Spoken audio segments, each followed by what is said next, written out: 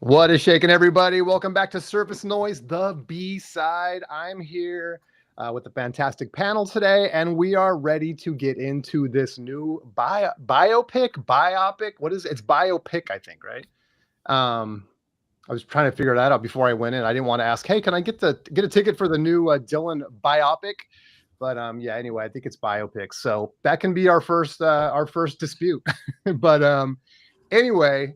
We want to get into biopics in general. We want to get into a wish list, figure out which ones haven't been done yet, what would we like to see, who we want the leading actors to be, and just have some fun with it. So I think at least 75% of the people on the panel have seen it, I think, right? I'm not sure about Arnaldo yet. I have not seen it yet. That's all right. So no spoilers, right? Nothing for you. Yeah. No spoilers. Okay. I got to keep it PG with you then, Yeah. I want to try to avoid spoilers in general. Some of this stuff is going to be obvious, but yeah.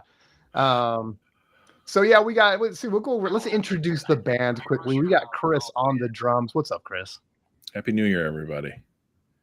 Happy New Year. We got Arnaldo on the keys. What's up, Arnaldo? Happy New Year, everyone. Happy New Year. And Jay Rojas on the bass. What's up, Jason? Thanks for having me back on, Jay Spins. Of course, always a pleasure. I am your master of ceremonies, so to speak, on the lead guitar as well. And yeah, we're going to kick it off. We'll jump right in. I think initially I wanted to kick off with just kind of going into a general discussion, but that might be boring to kick it off. So why don't we do we could do a little bit of a wish list, I think, from the get-go. Or it could be, which biopics do you not want to see? Because part of this is and I don't know, maybe everyone can chime in with their opinion on this, but when I think about a Zappa biopic, I'm just no, who is going to play Frank Zappa? It's just going to be so difficult sometimes to watch your heroes or whatever you want to say up there on the big screen when there's someone, especially if they're miscast. I mean, that's terrible. But anyway, yeah, let's go around, man. Let's see. Chris, why don't you kick us off, dude? Do you have a wish list? The thing is too about this is that as I'm looking at the list, man, there are a ton of biopics coming out in the last 5 years, 10 years, since 2020. I mean, seems like a ton. Most recently, we got Queen was done, right? We got Bohemian Rhapsody. We got the Elvis one. Now we got this one. So, but what are we missing? What are we missing, Chris? So there's two that were actually done that I wish they would be able to redo. I thought the Miles Davis one was pretty bad. And the Jimi Hendrix one was pretty atrocious too. So I'd like to see those done proper. I know that Scorsese was doing one with Jonah Hill and the Grateful Dead. I don't know what's happened to that, but I thought that would be really cool. I didn't see the Elton John or the Queen one, to be honest. The last couple I've seen, obviously, was the Dylan one. I saw the Amy Winehouse one, which was okay. I think there was one other I saw, but that's not coming to mind. So I don't have too much of a wish list. I just want them done properly, especially with those two artists. Yeah. I just watched a little bit. I didn't get through it yet, but it looks pretty good. I was watching the Elvis one, the one with Tom Hanks, who plays his manager and all of that. So it's kind of from the perspective or the viewpoint of Elvis's manager, which most people will know was pretty, some people will blame him for ruining Elvis's career or killing Elvis and all of this stuff. So it's kind of interesting. I don't know. It's different enough in its perspective that I'll say it's interesting, but I don't know if that's going to turn people off and stuff too. But, I don't know. I'm probably going to finish watching it. It looks pretty cool. I don't know if any of you guys have seen that one. I saw that one. I really enjoyed it. I mean, didn't Baz Luhrmann do it? And visually, Baz Luhrmann's movies are all amazing. They're beautifully shot. And I really enjoyed the Elvis one. I thought he was actually excellent. What's his name? I forgot his name. The guy who plays Elvis? Yeah, the guy who plays Elvis. What is his name? Someone in chat can help us out. Let me see. Butler. Yeah, something Butler. Something Butler. Yeah, he is good. He's really good. As he's like the Aaron? perfect Is it Elvis. I don't remember his name. Is Elvis one a full life perspective, or is it a specific era? It doesn't go towards the end. I think it's from the beginning. Maybe I don't remember. Does it go to the end?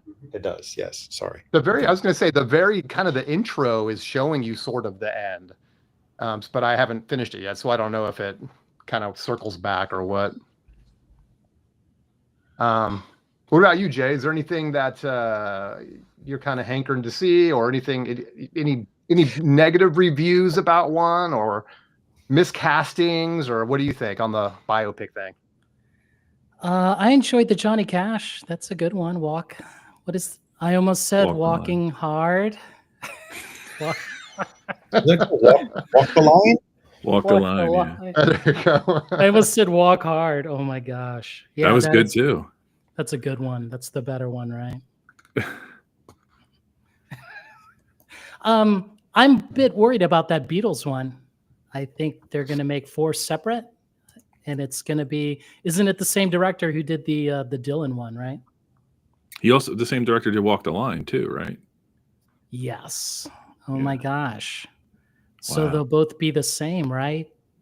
Drama with a woman. All 4 of them will have Wrestling trauma with with your- one woman. Right. The only one that won't be the drama with a lady would be the Ringo story, right? Just kidding. Oh, Man. I really enjoyed the Elvis. The Queen was, I think, very well done. Not chronologically accurate. I think they had some songs that were placed in the wrong times, but I thought it was really strong, especially like the lead actor. yes, Rami Malek, is that his name? Rami Malek. Malek, he was amazing. He looks awesome. He deserved the Oscar for that. And the Elton John one, I think, was a very interesting take on the biopic, because I think it embodied perfectly Elton John in the sense that it was campy, and you had these musical numbers that were kind of almost dreamy sequences or things that he was imagining, that kind of took away from, the reality. Let's tell the story of this, artist, and it was a little outside of the box. I enjoyed it. Not everyone liked it. I thought the guy who played, I'm forgetting everybody's name tonight. Aaron Edgerton, fantastic. Not as good as Rami Malek though. But yeah, I enjoyed Rocket Man. And by the way, there's a very interesting documentary, Never Too Late, on Elton John, that's streaming now. That's actually very good as well. That's the Disney Plus one? Yeah. I saw that's really good. I when Spin saw the Dylan movie, I recommended to watch No Direction Home. I feel like you have to watch the documentary, any of these documentaries that kind of complement the biopic, because they have to take some liberties for Hollywood.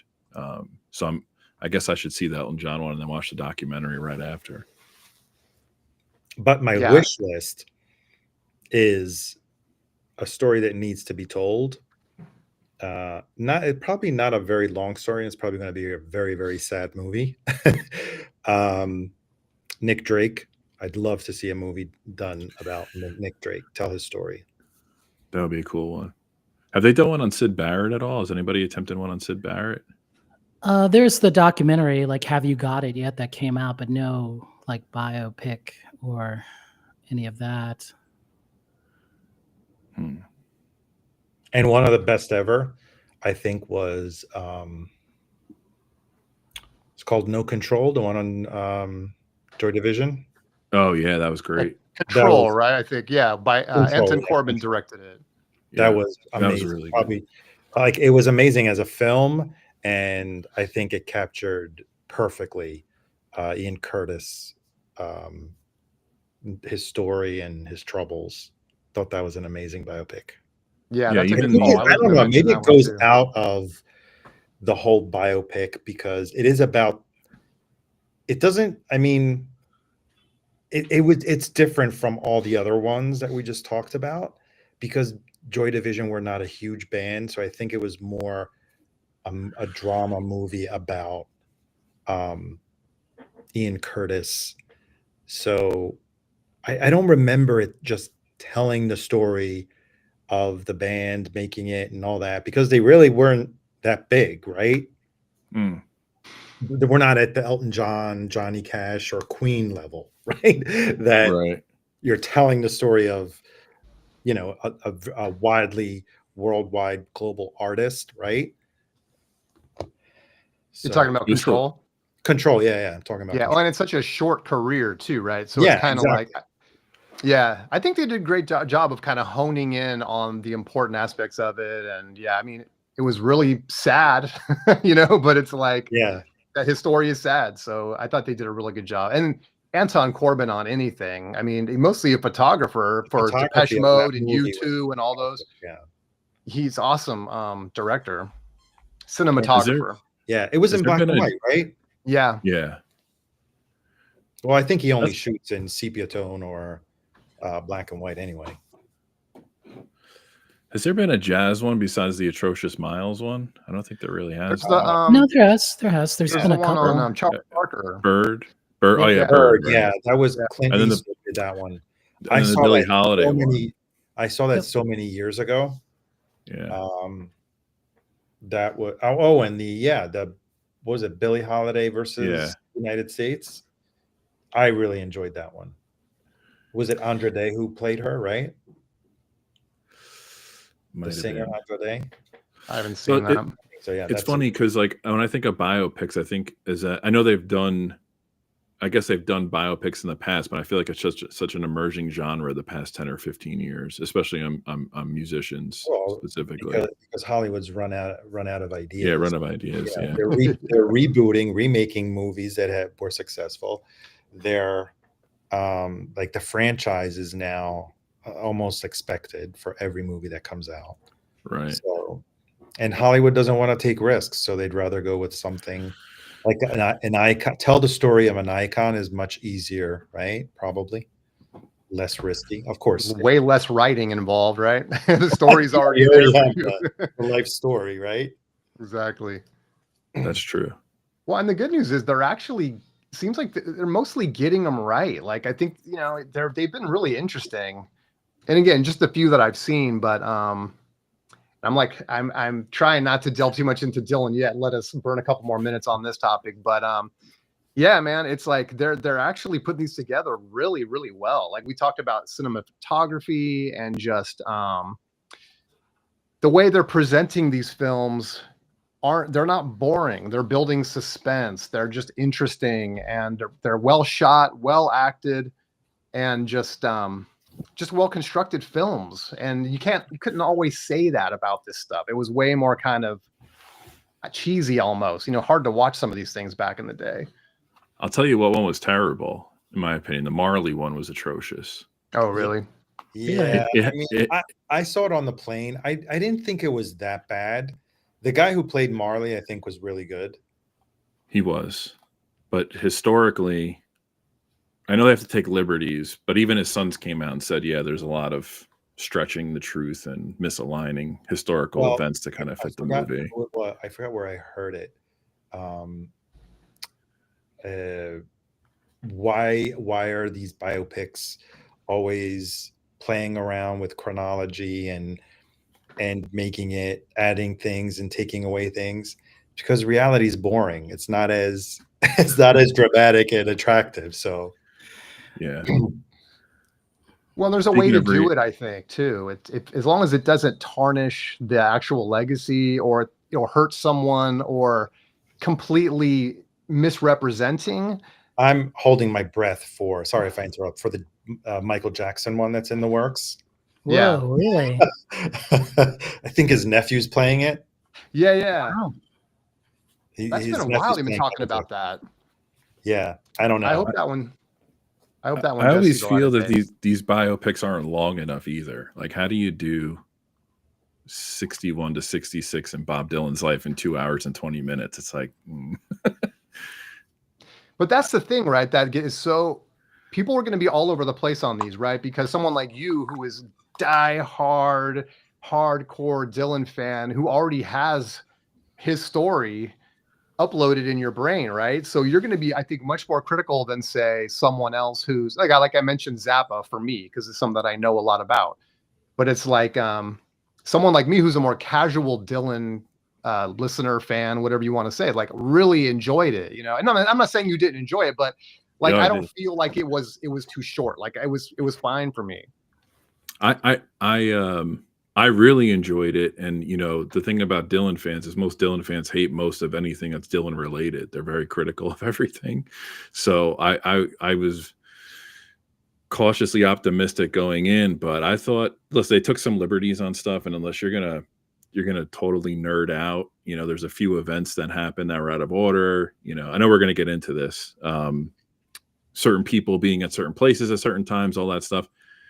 They did a great job with it. It was negligible to get the story across and get the message that they wanted to get across. And I think that they need to do similar movies on other periods of his life, because he has, you know, you saw 2 characters he played. He's got another 3 or 4 over his life that are worth delving into. All these different. Maybe they'll do it as this actor gets a little older. Like every few years, they'll put out a new one.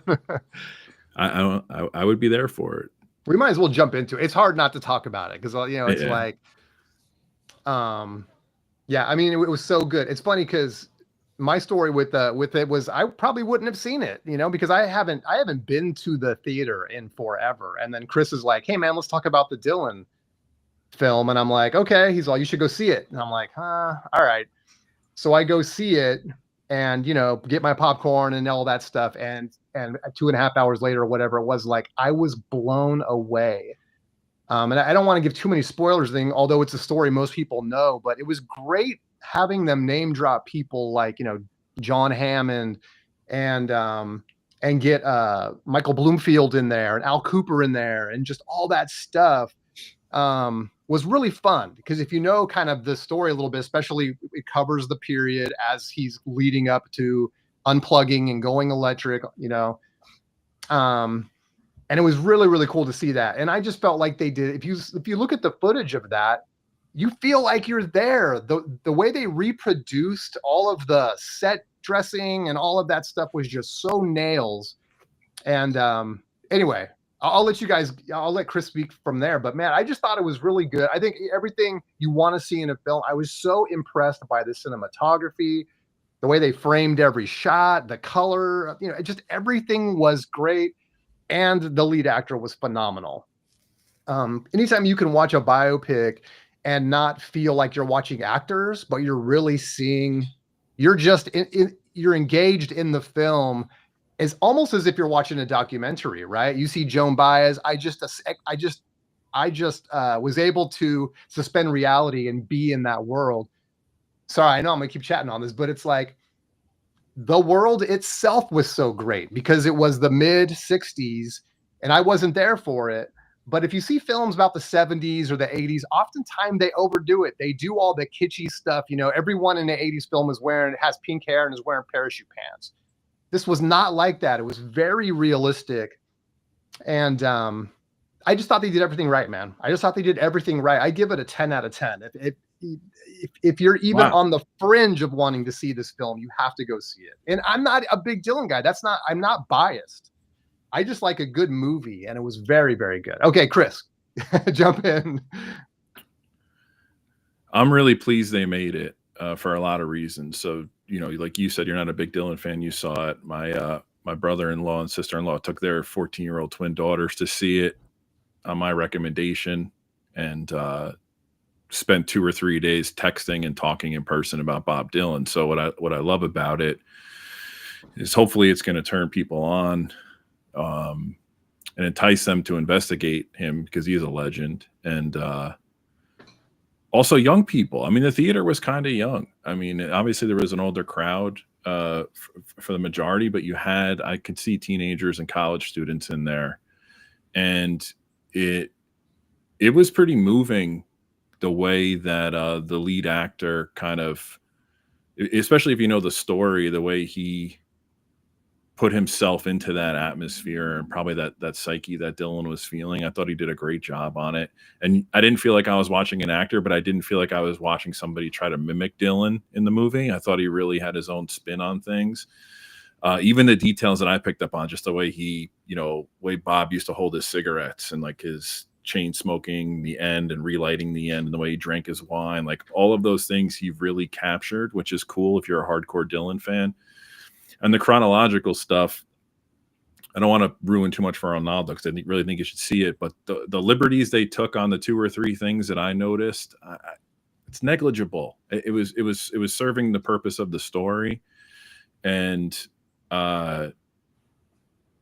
it had to be told that way to make it work. Otherwise, that movie would have to be 6 hours long because you have to go into the backstory on all the connections and all the different stories going on between the romance and the friendship and the drama with the record label and stuff like that. The only thing I wish they did a little bit more of, I wish they gave Tom Wilson a little bit more of a character, just even if it was in a couple of other scenes. And I wish they did a little bit more. I wish they did 2 other things. I wish they highlighted some of his interactions with the press, because there was an art that Dylan had in interacting with the media, especially in the U.S. And they alluded to him being in the U.K. at some point, but I wish we saw more of that in the film. But chronologically, I'm not sure how that would have worked out or how they would have wrapped up the story. I wonder how much of that stuff they did, and maybe they just cut it out because it was just too. They said, "Was this actually serving the story?" Because that's the thing that's so great about it. It is a story. It's edited very well. I never felt lost, not knowing like every character. It was very cohesive, and that it's so. I could just go on forever about it, but yeah, I just wonder if that's part of the reason why maybe they did film some of that stuff and they just cut it. I hope there's deleted performances and extra scenes like you were saying. I think it's also it's pretty impressive that it was 2 hours and 20 minutes and they had all those full song performances in it as well, because you could lose a lot of the story with doing that, and you didn't seem to want more out of the story except for like the Dylan freak details that I was looking for, which again, just watch the documentary if you want all that. There's so many documentaries from that time period.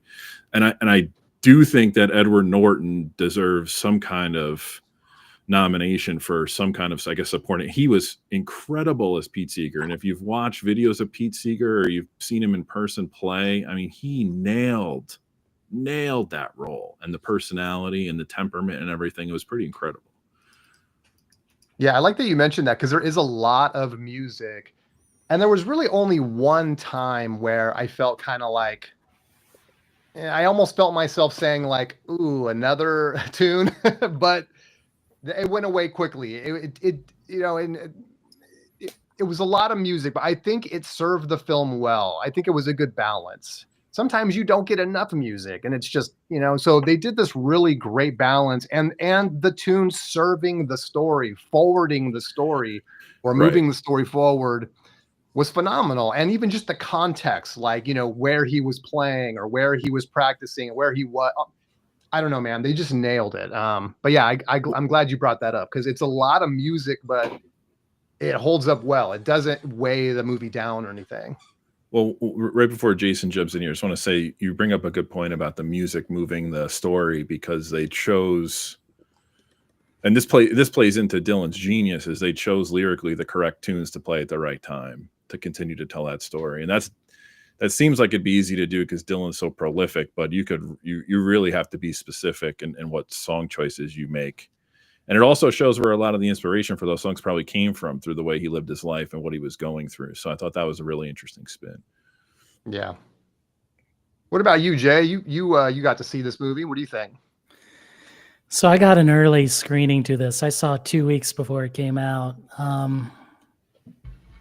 Just got to flex, don't you? I'm a big Dylan fan, I think Timothy Charlemagne, he did okay. He did all right. Charlemagne the God. Right. he did well with Dune, so hopefully he learned and then can be playing Bob. I have to agree with somebody who wrote in the comment there, like you don't have to be a Dylan fan, right, to enjoy this movie. So it gives you that sort of that flavor, you don't need to know about his music per se. You don't even need to know who Pete Seeger is or Woody Guthrie, right? Or even Joan Baez. You can just go in this thing cold, Right. And they do Very highlight true. like some of his best songs, right? And for Arnaldo, I mean, I hate to say it, Arnaldo, this Joan Baez was hotter than the real Joan Baez. It was just, I was just like, man. But I did enjoy it. The people that I sat next to, because I went there, cold. I didn't even think I was going to make it in time because Austin traffic is terrible. But despite all that, I asked the two people next to me, like, hey, what Dylan, like, how deep are you a Dylan fan? And they were not Dylan fans at all, So then I asked them, like, what did they enjoy about it? And they just said it was very, just the narrative went very well. There wasn't like a sketchy moment or something that didn't work. Then I talked to a Dylan fan, and then he just like went off on the movie, which was not what it's kind of like looking at my watch. Well, I guess I need to go. I think we spent 20 minutes criticizing this. That's okay, But it did bring about like a lot of things in his life. So Arnaldo, I should ask you, ask the panel, how deep of a Dylan fan are you guys? So Arnaldo, how deep? I'm not too deep, although I have them like in terms of reading biographies and stuff like that. I haven't, but I did read his years ago when it came out. What was it called? The first part? Chronicles. Thank you. Yeah. I read that, and then I have pretty much everything from the 60s discography, and then probably the later albums. The 70s, 80s are the ones where I'm like, I cherry picked some. So I'm not very a deep Dylan fan. I enjoy everything he's done. I think he's a phenomenal songwriter, probably one of the greatest we've ever had.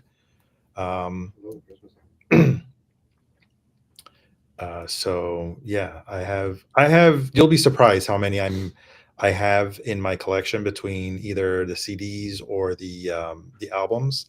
But yeah, I even have a couple of the archive series.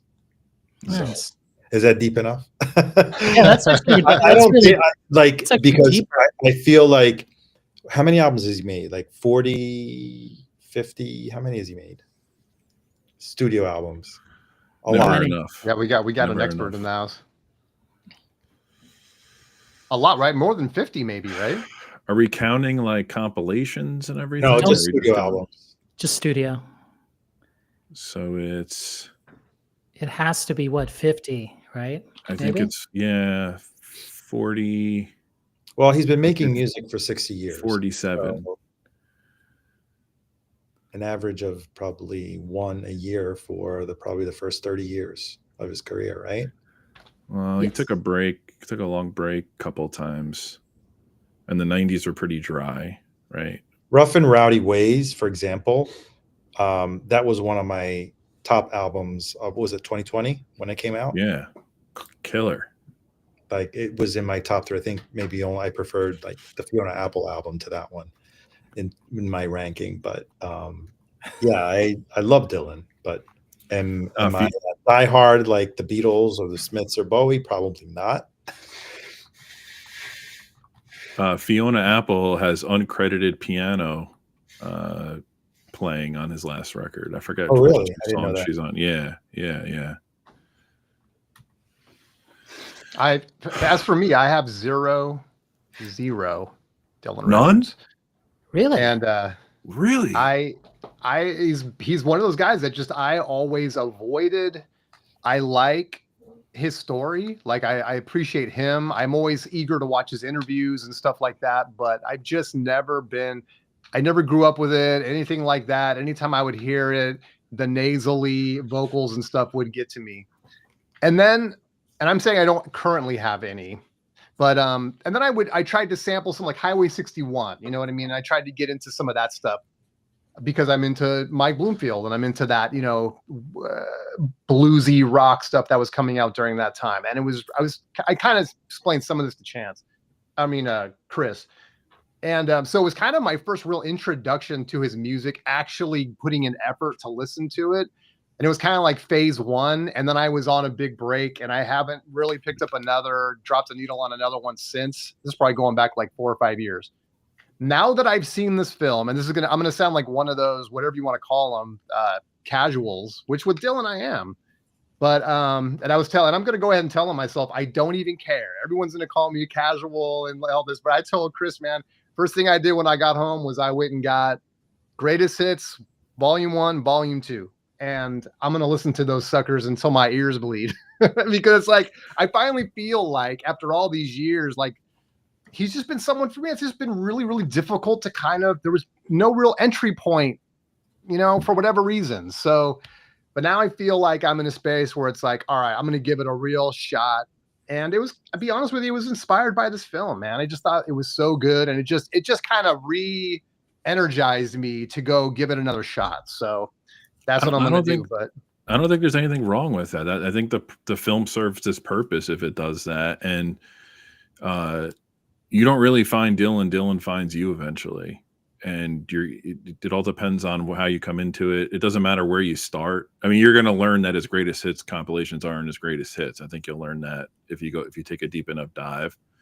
But that's true with a lot of prolific artists. I mean, but those are fine places to start. That's where I started when I got into Dylan as a kid. It was like I had an essential, I think, or maybe I had a greatest hits. It's just it's easy, and the value in that too is it depends on which greatest hits compilations you got. You start to figure out maybe which era you might lean towards depending on what you like. The first one that I got, there it is, right there. Yeah. Was Highway 61. That was my introduction. Yeah, only because I was reading a lot of music magazines, and they have best albums of the 60s. That was always always. So that was, I think. That was the first album I got. I think I was in my first year of college. And then of course I knew all, the bigger songs, but that was the first album that I bought. And I noticed at the same time, and at the beginning of my first couple of years of college, I was trying to self-teach myself how to play guitar, and, downloading and getting sheet music. I noticed that Dylan's songs are the easiest ones to learn. Yeah. There's just 3 chords, right? To a good majority of them. So they were easy to play, easy to sing along, because you're really not having to match vocally. Compare yourself to anybody. So breaking news, Arnaldo was Bob Dylan. Right? Yeah. No, but it's true. Yeah, that and the Beatles songs are difficult to play, like some of the chord progressions, and just trying to pick out some things. But yeah, the Dylan's songbook was probably helped me practice how to play a little bit of acoustic guitar. I think the other fascinating thing about Dylan too, if you get into him and spins, this is where you might find this fascinating, being kind of a Dead fan.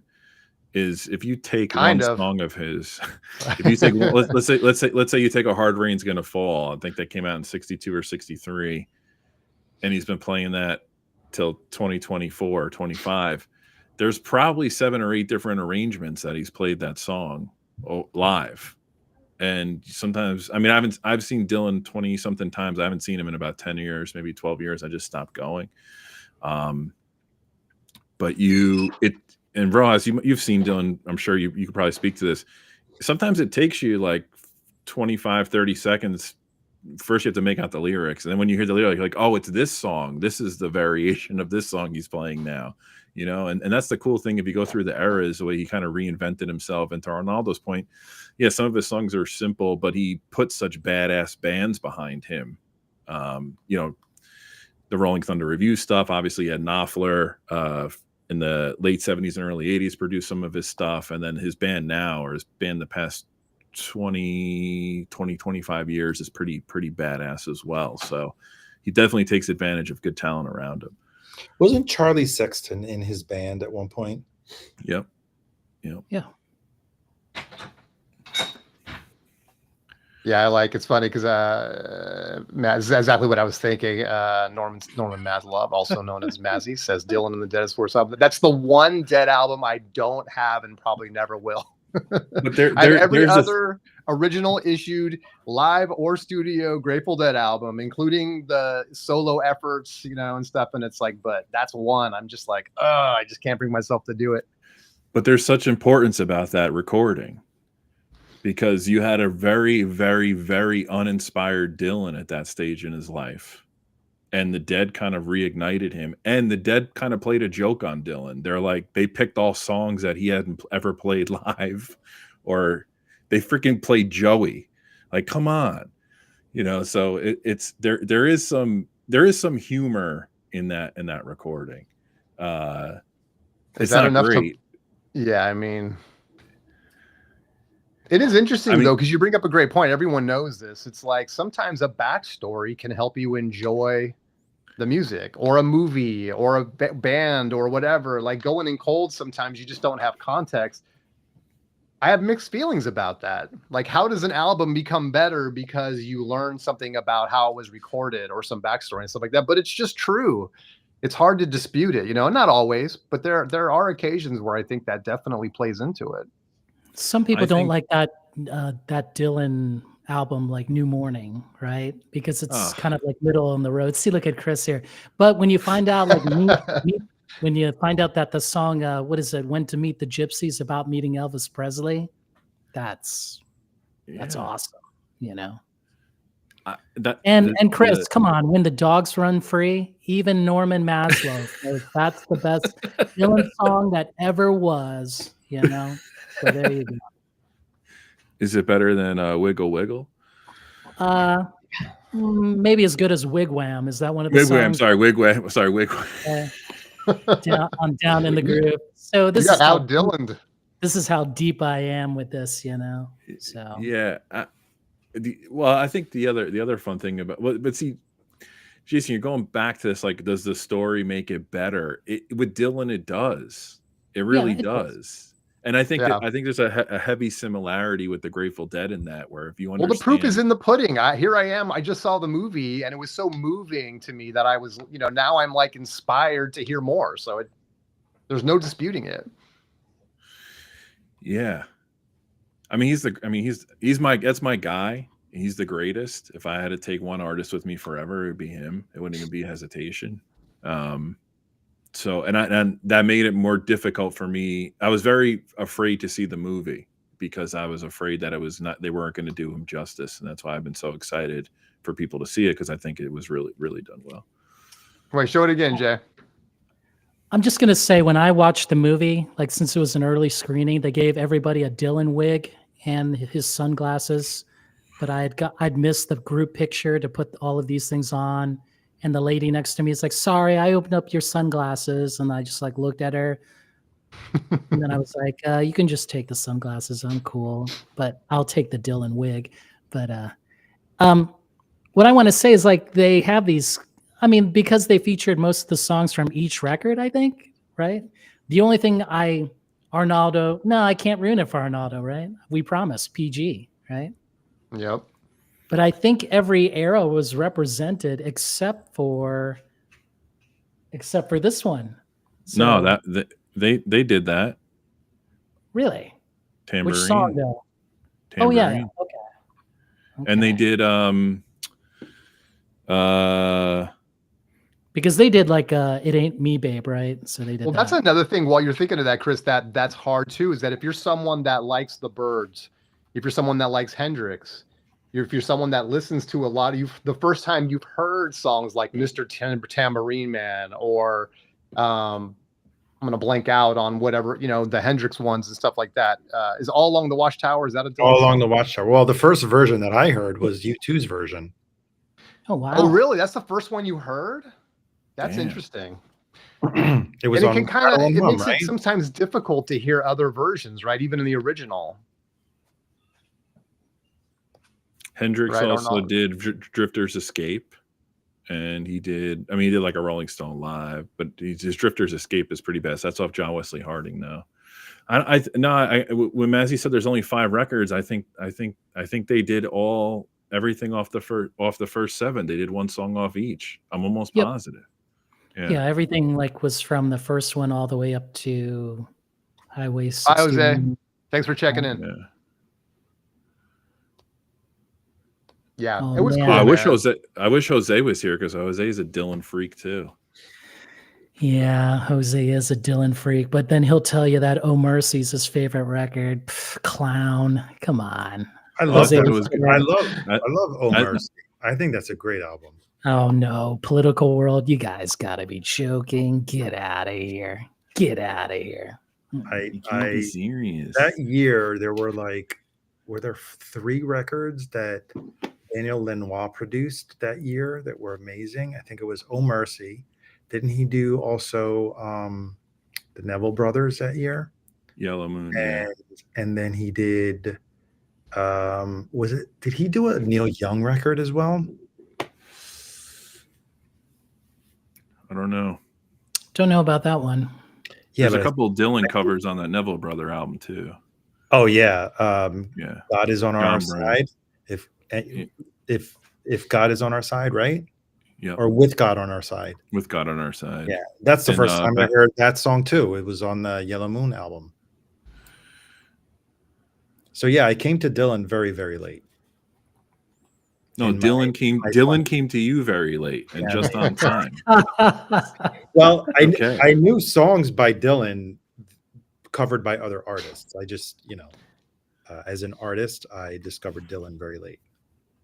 Yeah, that was kind of my point too, is that if you hear Mr. Tambourine Man by the Byrds first, and then you hear Dylan's version, and you're not used to hearing folk music, it's going to be very easy to be like, what is this? So at least that was my experience. So I kept hearing his music through other people first, who just performed in a way that I was more attuned to my ears. And so it was just difficult kind of, I feel like I should have, if my life was different, like I wish I just discovered Dylan first, and then I could have, got into that other stuff. But when you hear Dylan's version, to quote Dylan from the movie, the Byrds version is like an oil painting in a dentist's office. He doesn't say that about that song though, does he? Now he does. No way. He was like That's a happy great taking tune. that check. He laughed his way all the way to the bank. Come on. But that was the thing. That was the thing, though. It's even deeper than that. That was really Grossman's doing, right? Because Grossman had like 5 slices of that pie. He owned the publishing, he owned Dylan, he owned the Byrds, and he had the label. So once he started spreading that around, he was getting a piece from everybody. Rojas, I talked to Jose offline. He actually said Knocked Out Loaded is his favorite Dylan record because it's nobody else's. Well, what does Jose usually say? What does he say? What is this shit? That's right, Jose. What is this shit? Knocked Out Loaded? You joking? Get out of here. No, I'm making that up. I'm making that up. Oh, That's also a horrible. I don't know. Is that a painting? I never liked that cover. Oh, I think did Bob paint that himself? well, actually, I'll show you my favorite Bob record. Are you ready? Yeah, let's get Yes. it. He's got a lot of the early ones hanging up on the wall right there. I'm gonna take a bet it's the Christmas album or Self Portrait. He doesn't have my favorite album on there. He's gonna bring the Fremer record out. Probably. What's your favorite album, Arnaldo? Blonde on Blonde. Yeah, I think that's a fair choice. It changes for me, but it always goes back to Blonde on Blonde. And then Highway 61, and then Blood on the Tracks. Blood on the Tracks, man. What's yours, Chris? Blood on the Tracks? I would right now it's probably Blonde on Blonde, but it goes there. Sometimes it's Bringing It All Back Home. It all depends. Show Rojas.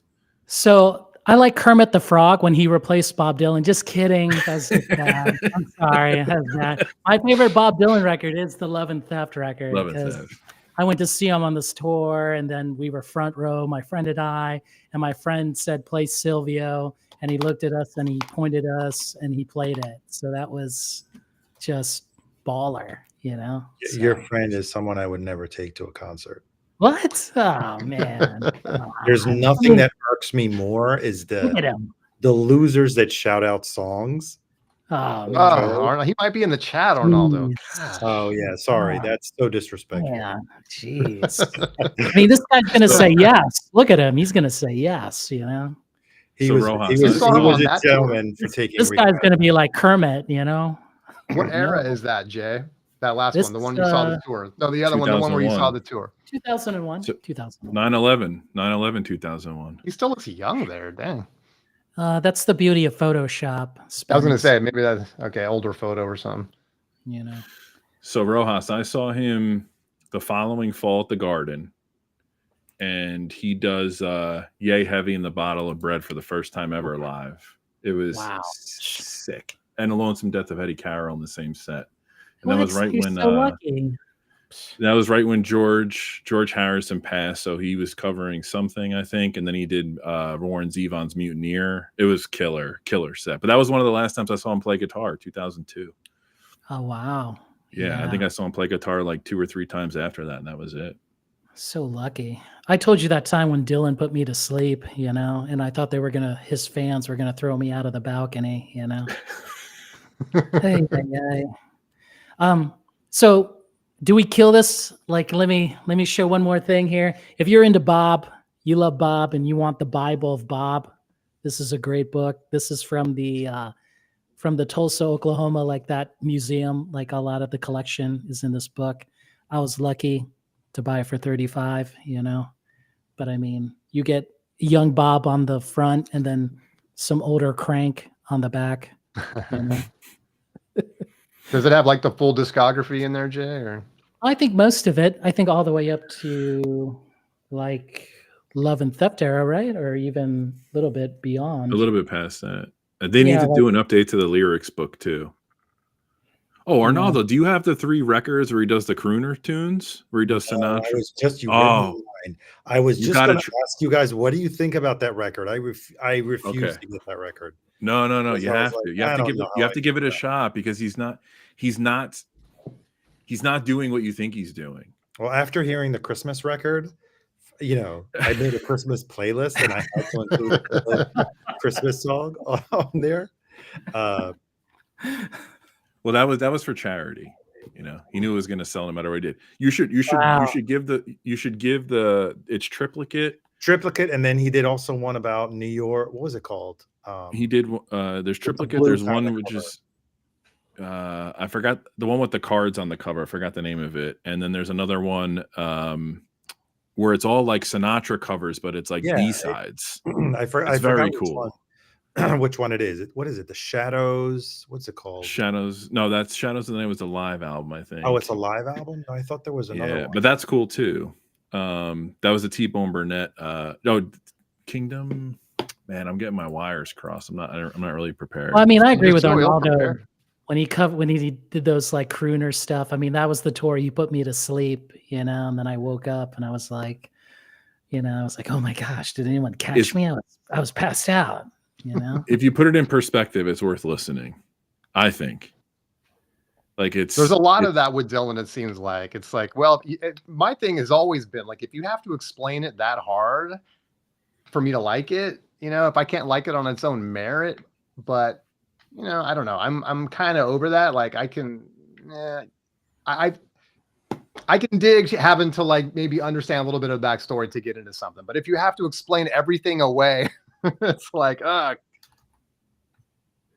Don't worry, I can understand the backstory. Dude, that was when he was dead. It's like, Don't worry, we can read the lyrics to "When the Dogs Run Free" if you want. Would you? No, sing the lyrics. I don't want to just read them. I guess the difference is that when you're as old and as accomplished and been around as long as he did, you have a right to take that artistic chance and be rewarded for it. So that's my explanation. It's not Grateful Dead Go to Heaven, dude. That's a good album. Okay, so you have to. That's a good album, dude. You have to explain to me why that's a good album. Brett Midland, he kills on 2 of those tracks that he wrote. Man, they're really. It's a good album. when they're live. Alabama Getaway, right? Is on that one. Come on now. Yeah. Oh man. No, I know. Oh, you guys are killing me. You're Oh, killing me. I saw Dylan and the Dead do Alabama Getaway in Buffalo. It was pretty cool. Well, that's why you don't like it. Yeah. No. Oh wow. I'm not saying go out, Arnaldo. I'm not There we saying go go. out and spend $75 on those 3 records. I'm just saying throw them on a stream and just go through them. And you might not like them at all, and that's okay. But you might find them interesting. Well, And you don't- do but make a don't great point, though, which is that if Dylan's an artist, and that's something that really comes through in the biopic, is just he's a true artist in the true sense of the word. And artists are always trying to do something different. They're not following, they're leading. Sometimes they fall on their face, sometimes they hit gold. It's like we talked about, like seeing the Grateful Dead live, where fans know what they're getting into when they go see a Grateful Dead show. It might be a bomb, or it might be the greatest experience they've ever had in their life, but you have to take chances to get there. Right. So you bring some perspective to this is actually really good.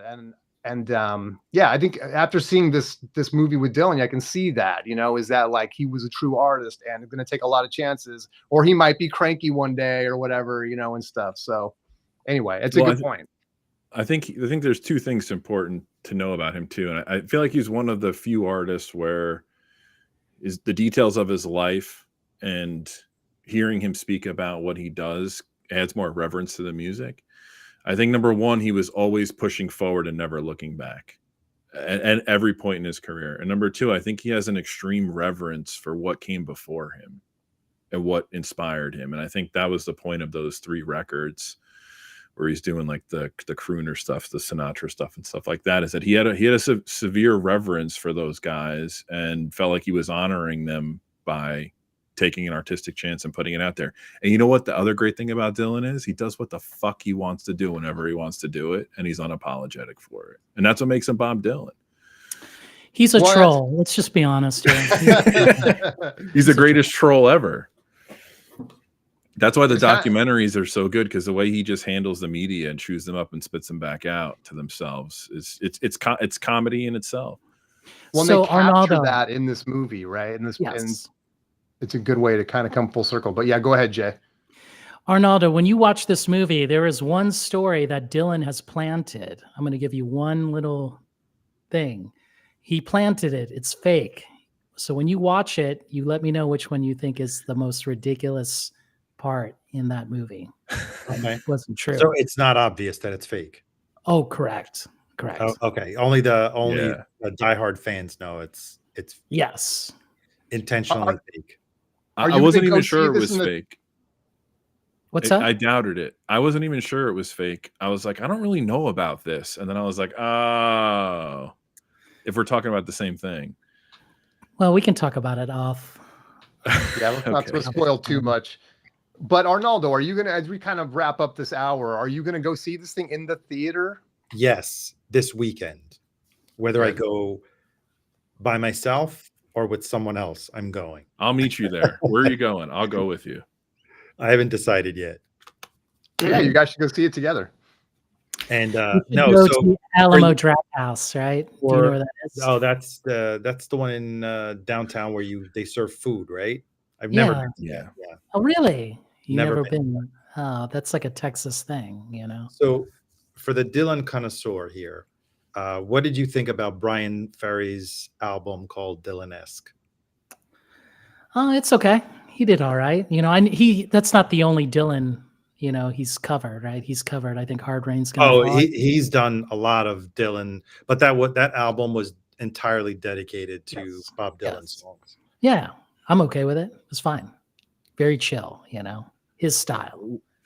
What about Sheryl Crow's cover of Mississippi? Have you heard that?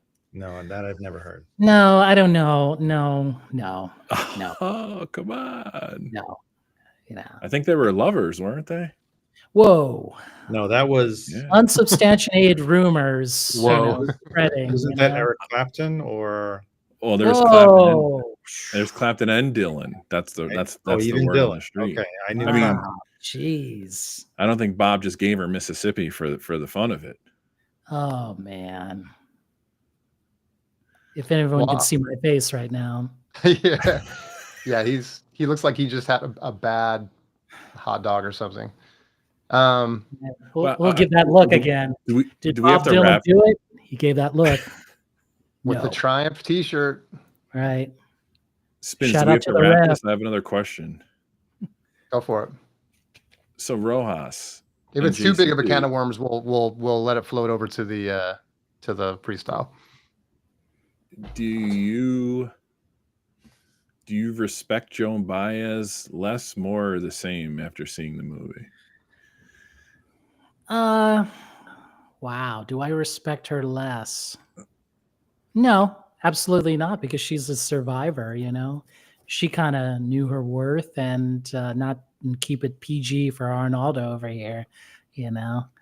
Like I just said, like the person who played her, she was also in the Top Gun Maverick movie. Kudos to her, great actress, and again, hotter than the real Joan Baez. Sorry, that's just you know. But no, I don't think any less or any more, you know. She's Okay. probably got huge stories, you know. If you watch that scene that they have on the internet, that is from the Ronaldo Clara movie, but also in that Scorsese, the doc, when they start talking about, you know, sort of their romance and then fictional character, Killer. like, yeah, they're just playing off Killer. each other, and you're just like, wow, that must be nerve-wracking. Like the camera's on you, and then they're sort of talking about their past relationship, and it's like Closure. I don't think it was closure. Like they're You don't think so? No, absolutely not. Wait, Arnaldo, have you seen the Rolling Thunder review documentary? No, I didn't see that. All right, so after you see the movie, you got to watch No Direction Home again. Then you got to go right into the Rolling Thunder review documentary. The only one I saw was I'm Not There. I'm Not There. Okay, that was good too. But I really enjoyed that. You're gonna need like 6.5 hours of time, but the two I'm talking about are documentaries. Scorsese did them both, but they are. I'm watching No Direction Home right now. It's No Direction Home. I think I have the soundtrack to it. I have the, what is it, double or triple CD or something. Yeah, remember having. That's lengthy. The I'm Not There was very good. I thought that was really cool. So that's a good example of Dylan having these 5 or 6 personalities, right, and then pulling from it. I loved Tilda Swinton, her part being Bob Dylan, because it was not very linear, the story, and I'm Not There. Yeah. And then they really did put like Edie Sedgwick, you know, and how that was not her name in the movie, right, Chris? Like they didn't use Edie, they used some other, but it was that girl that was around the Andy Warhol factory scene, and just Dylan was just head over heels, but he could not grab her, you know. Right. I think her name was Coco in the movie. I think that's what it was. Coco. I think so. Man. Is there any did they this you can spoil me on. You can do the spoiler on this. Was was his meeting with the Beatles represented in the movie? No, but it is actually the time frame, right? It is. They actually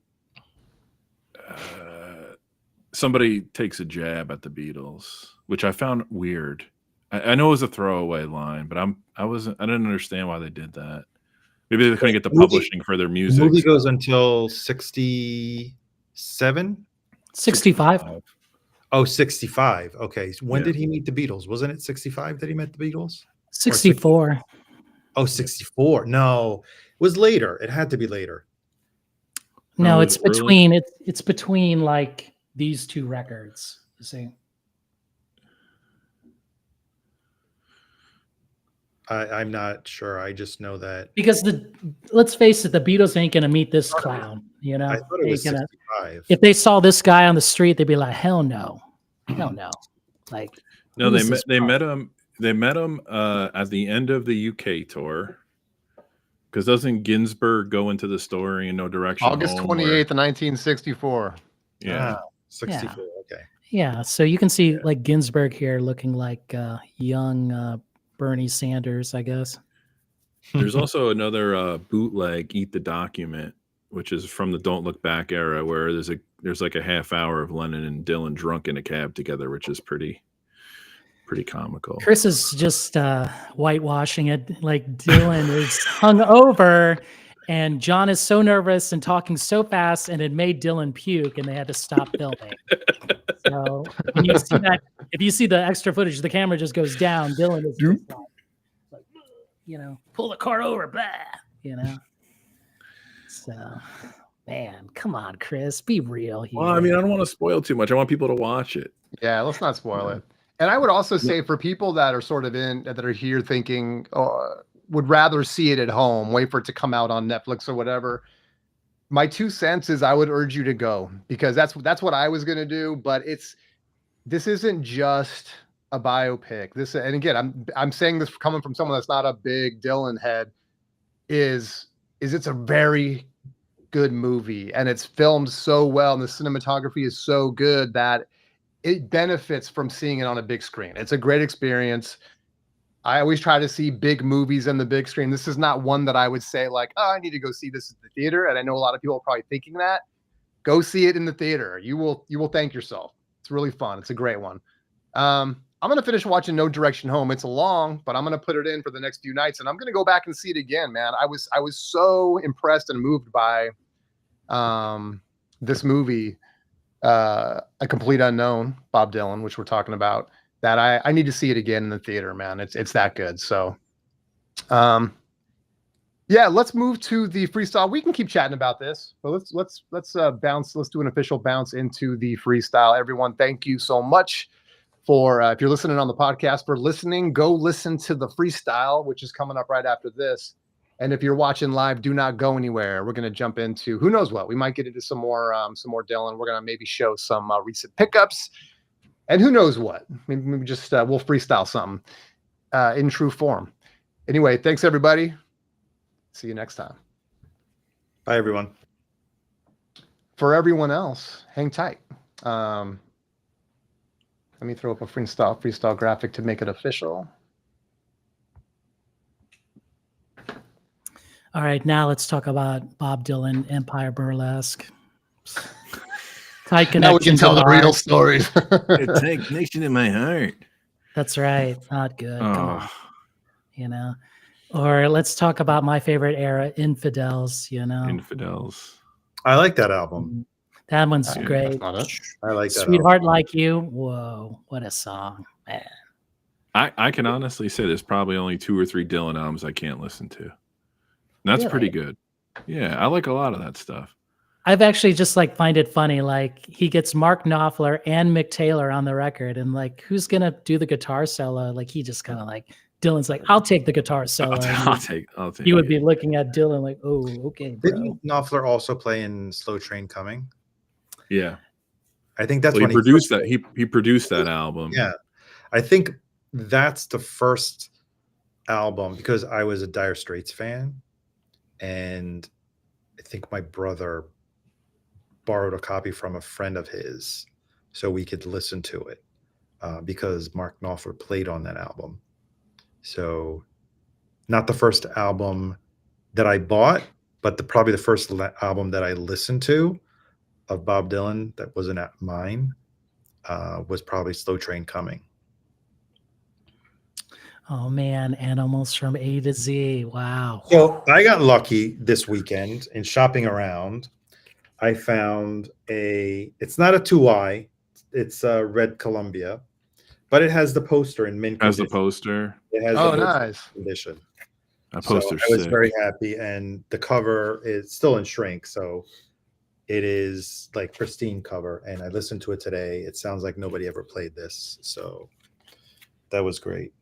They need to reissue that poster in proper form. Yeah, I snagged it first because it said the sticker, the price sticker says has the poster, and I opened to check the poster, right? And then I was a little disappointed when I pulled out the record to check it. It wasn't a 2i, and I was like, okay, I want the poster mostly. So yeah, it's a beautiful poster. My daughter actually has one, and I don't, but hers is not in great shape. I came into a room the other day. They're hard to I came come into a by. room. They're really hard to come by. I came into a room the other day and she has like the Beatles poster from the Love or the #1 compilation on the floor. And I looked next to it and there's the Dylan poster. I'm like, where'd you get that? She's like, oh, you gave me like his greatest hits album. I must have gotten it from somebody and just like gave it to her because I already had it. And I didn't know the poster was in it. I was like, oh, that's really cool. You could That's have the last that. time you do that. It's a little beat up, but it's cool that she has it. She came to see the movie with. I took my wife and my daughter came. And I was very apprehensive. I'm like, man, 2.5 hours of Bob Dylan singing. Like, I don't know if they're gonna make it. So like after the movie, like we get out into the hall of the theater. I'm like, so did you guys like it? They're like, we loved it. I was like, oh, good. It's like my credibility's not shot. If non-Dylan fans can appreciate, especially a 12-year-old, right? 10. 10-year-old. Wow, 10-year-old. I remember when my brother, who's 3.5 years older than me, so I must have been, I think I was 7 or 8, dragged my mom and me to see Tommy in the movie theater. So at 7 watching Tommy, I was like, what is this? My mom came out of that theater. She's like, Mike, don't ever take me to a movie like that. I'm not taking you again. She was like, and I hadn't seen it. And I forgot. I remembered a couple of scenes. Of course, I remembered the Acid Queen scene. I remember the Pinball Wizard scene. And then towards the end of the movie when he falls through the glass or the mirror and he regains his eyesight. So those were the 3 scenes that I remember about the movie. Saw it maybe 2 years ago again because I have the Blu-ray, and I was like, wow, this movie was really out there. Yeah. It was more out there than I remembered. I was going to say, does your mom take your brother to get drug tested immediately after? And I don't even know. I'm assuming we got in only because my mom was accompanying us. But I would have to think that it was at least I don't think it was an R movie at the time. Maybe it was, right? I'm not sure. I don't know if it would have been. Yeah, there's no nudity or I don't know.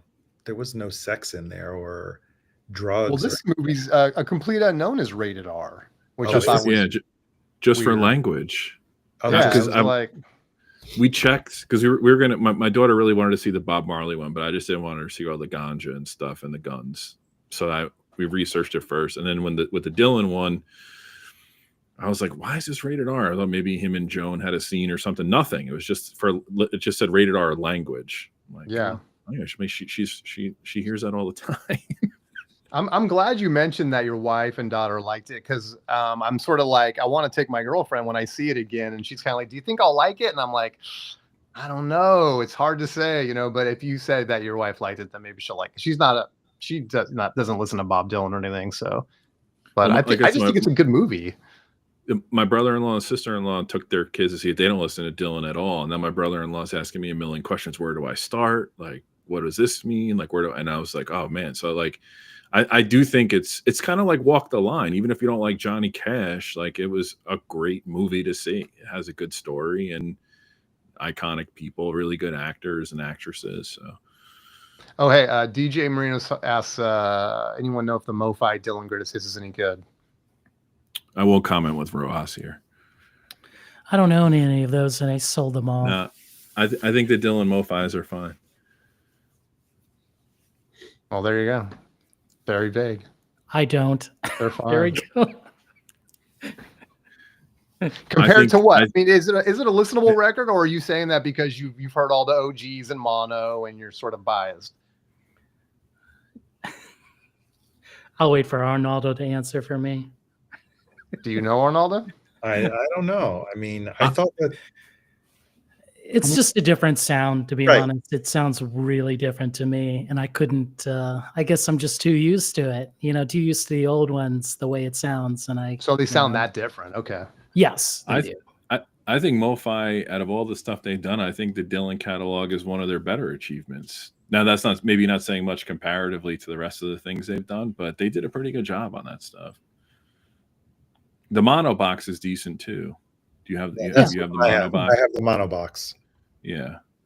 What records are in there? Is it like is that the one that has the first 8 records? First 1, 2, 3, 4. Has the first 7. Has everything through John Wesley Harding, right? Mm-hmm.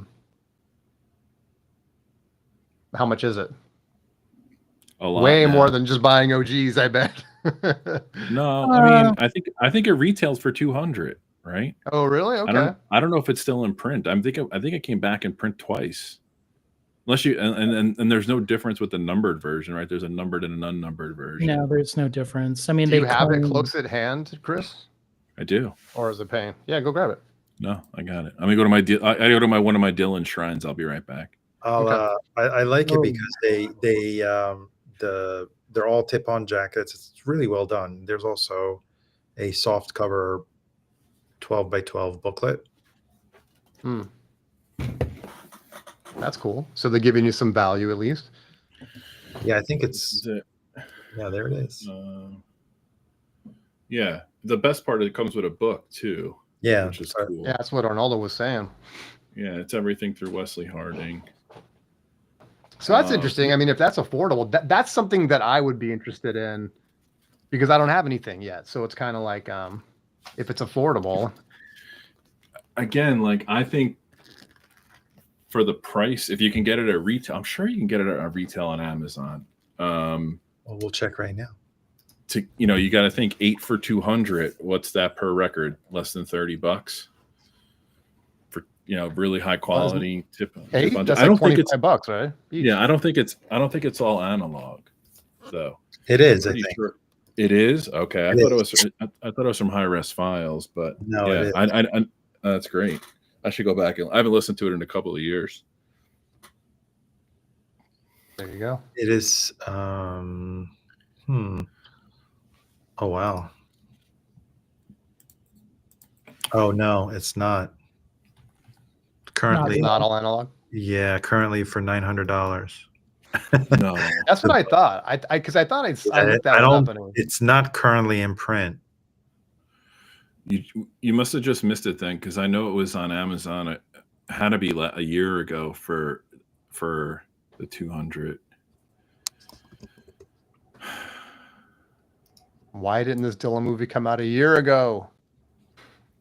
Because he was busy doing Dune, bro. Dune. Yeah, it's true. Yeah.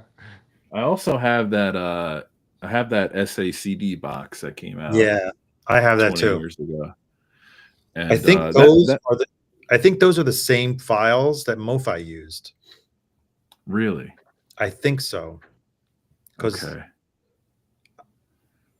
I think they are. I'm not 100% sure, but I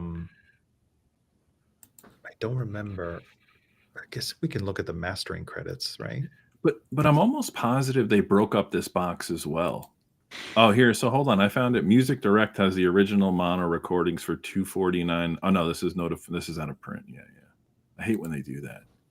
Yeah, it's like pre-order just in case it ever comes out again. Well, if it's still on, what does it say there? Pre-order? No, it says reserve. Hold on, I'll go back. They'll take it down if it's no longer.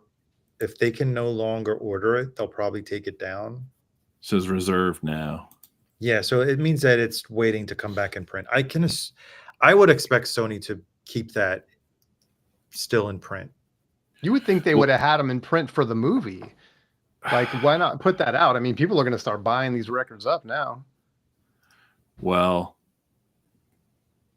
the one thing I will say is do not buy the Sundays reissues. You can get those pretty affordable, but they are fucking atrocious. And it's kind of crazy because I think one of the old Sony execs is the guy who started Sundays. I won't tell you who mastered them. I'll just keep that a secret. You just want us to press you. Come on, just tell us. No. Let's not go there. What are his initials? He didn't master those, did he? No comment. Really? I'll just say, Chris, the answer, my friend, is blowing in the wind. Blowing in the wind. It's my favorite Peter, Paul, and Mary song. Yeah. Jeez. So as long as we're on the topic, I mean, what give us a little, what can we expect? If we're trying to start our Dylan collection, where do we start? What Depends on what you good? like. Okay. What do you like? Well, so like I said, I'm kind of a Highway 61, like take me into that late 60s era kind of thing. A little more electric. Sure. So if you like electric Dylan, right, then this would be a good start, you know. Highway 61, right? It's a good one. If you like a mix of the folk and the electric, bring it all back. Yeah, bringing it all back, you know. It's a good one. I mean, even this cover is very crazy, you know. A lot of things going on in this cover. And then the back cover's got like a lot of funny business. I believe Barbara Rubin is like touching Bob's head, you know. There's Baez, man. Did you say, Chris, that Michael Bloomfield plays on 3 of his records? Something like that? Not fully. He's on Highway 61 and Blonde on Blonde. He's on Bring It All Back Home. But he's not on Blonde on Blonde. No, he's not. I don't think so. No, I don't think he is. I thought maybe he's on Outtakes. Yes, maybe early. Yeah. Like if you like folky Dylan, then I recommend this one, Freewheelin', you know. Is that like his second album or? Yep, this is the second one, right? If you want a serious Dylan, oh man, here we go. You would choose this one, you know, of the early, like this, a lot of preaching on here. I mean, Lonesome Death of Hattie Carroll. Whew, man. Only a pawn in their game. Jeez. Well, the reason I ask about Bloomfield, for those that haven't listened to a lot of Dylan like me, he plays on this album right here, Super Session, and it's phenomenal. He is considered one of the great electric blues guitar players of all time, but his catalog is really kind of scattered. It's not like you can go out and buy a bunch of, he plays with, I have another one. What is it? Why am I spacing out? He plays with Butterfield Blues Band, for example, on this record. And on this record, he just shreds. But that's something that really interests me because he's so great. And him performing on a couple of Dylan records, those might be, for some people that are really into that electric blues, those might be the place to start. These are shitty, some of these are shitty pressings, but this is a good Bloomfield. Yeah. I used to have that, yeah. I think this is a Sunday's, some lost recordings. And then that one might be interesting. Between the Hard Place and the Ground is good too. Yeah, I didn't think the few that came out during his lifetime, or the those ones that came, like that one you held up. When I heard those before, and it's been a long time, I wasn't as impressed as stuff with him in other bands and stuff like that. But maybe I need to revisit those. Oh, have you ever heard this one? Yeah. This is the lot. This is the alive. It's one of my favorite records. That one. Yeah, this got reissued like when the Super Session got reissued, and then they kind of got reissued together and kind of went off. And the great thing about the Super Session is they do the Season of the Witch cover on there, which is I think the definitive version, and it also ties back to Dylan because if you watch Don't Look Back, he eviscerates Donovan. Remember when he's reading the paper, he's like, "That's what I call a loser." Oh my gosh! Or they like kind of snipes at him, like only Donovan would do that. Like, yeah, because in at that time, Donovan was so big over there, and it was like an unspoken rivalry. But Bob's like, he's not my rival. The guy sucks. I mean, Donovan doesn't suck, but. I go a different place when people want to get into Dylan, and I've gifted this album a lot, and it's one of the best albums ever. But I start people with Blood on the Tracks. Oh, you do? Yeah, why not? For somebody who's never listened to him before. Do you have it handy? One of you guys show the cover. Blood on the Yeah, I Tracks. do. Yeah, you got it. I just think that that's a very mature storytelling, complex Oh, there we go. album. Oh, you got a It's promo? okay, you know, when you're going to rip off Joni Mitchell, you're going to do it hard on this one, you know. Let's just admit, when it's Tangled Up in Blue, I wonder who he's quoting. Ouch, you know.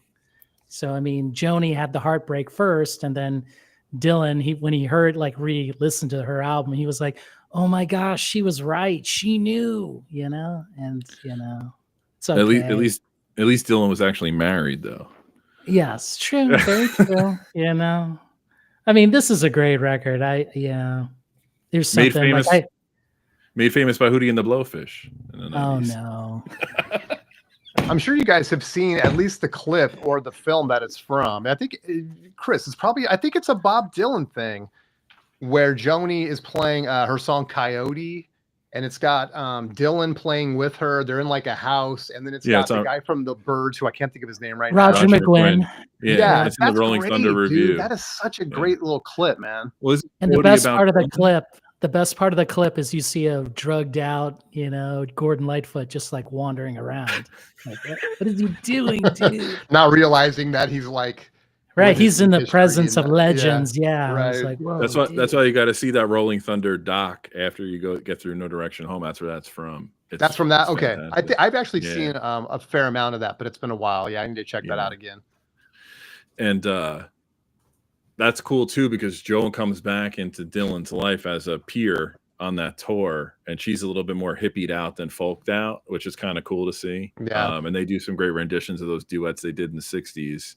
No, I disagree with Chris. That dance that she does during McGuinn's 8 Miles High is that's what I'm talking about. They should have took that off. You were like, she drops it like it's hot before it was popular. Right. And you know, Joan was just going nuts, and it was like, man, Joan is wild. Like, I don't know about this. Yes, it does. That's interesting. Supersession with a lot of sampled breaks. I didn't know that, Tap. That's how I learned about it. That's how Chris's favorite genre is hip hop, and he learned about all of that, or everything he's learned about every other kind of music is from hearing the breaks on hip hop records, right? I mean, it was my first love, so it just kind of that opened up the jazz world. That opened up a bunch of stuff for me.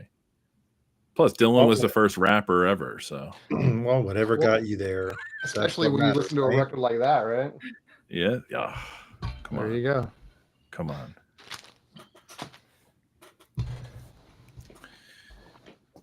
Well, you guys want to show pickups? You guys want to just kind of, we can, I'm not saying wrap this up, but we can kind of show some recent pickups.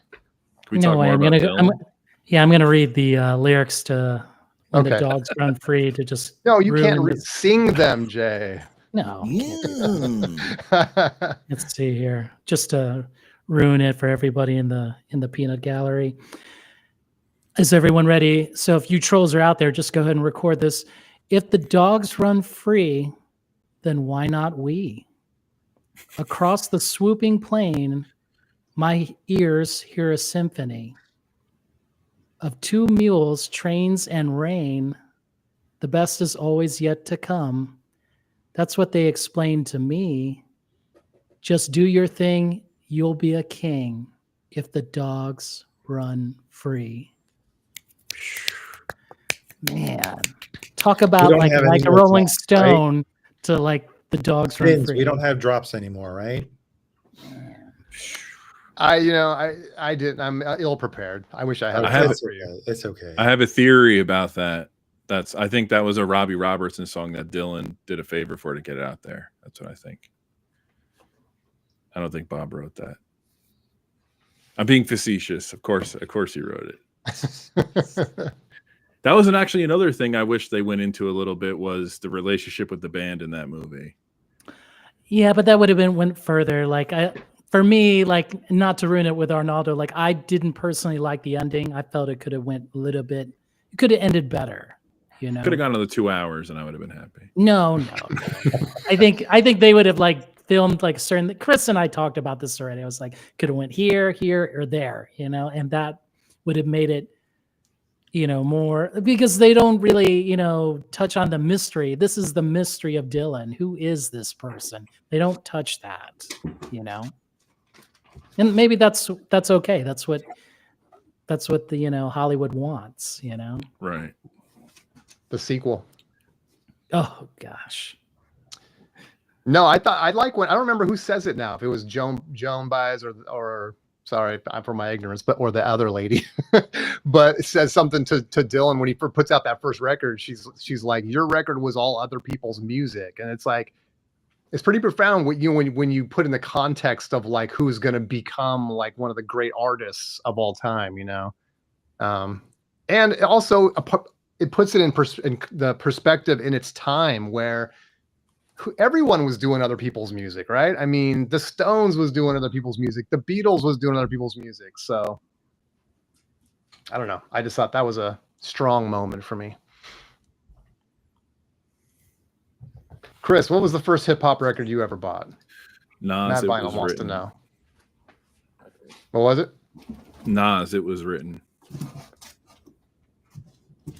Did you ever that was the first piece of hip hop music you ever owned? I mean, cassette tape, CD, written. album, like anything? No, it was a CD. It was Nas. It Was Written. It was Fuji's The Score, and Really? Low End Theory, on a recommendation from like a friend's older brother. Wow. Those are like solid recommendations.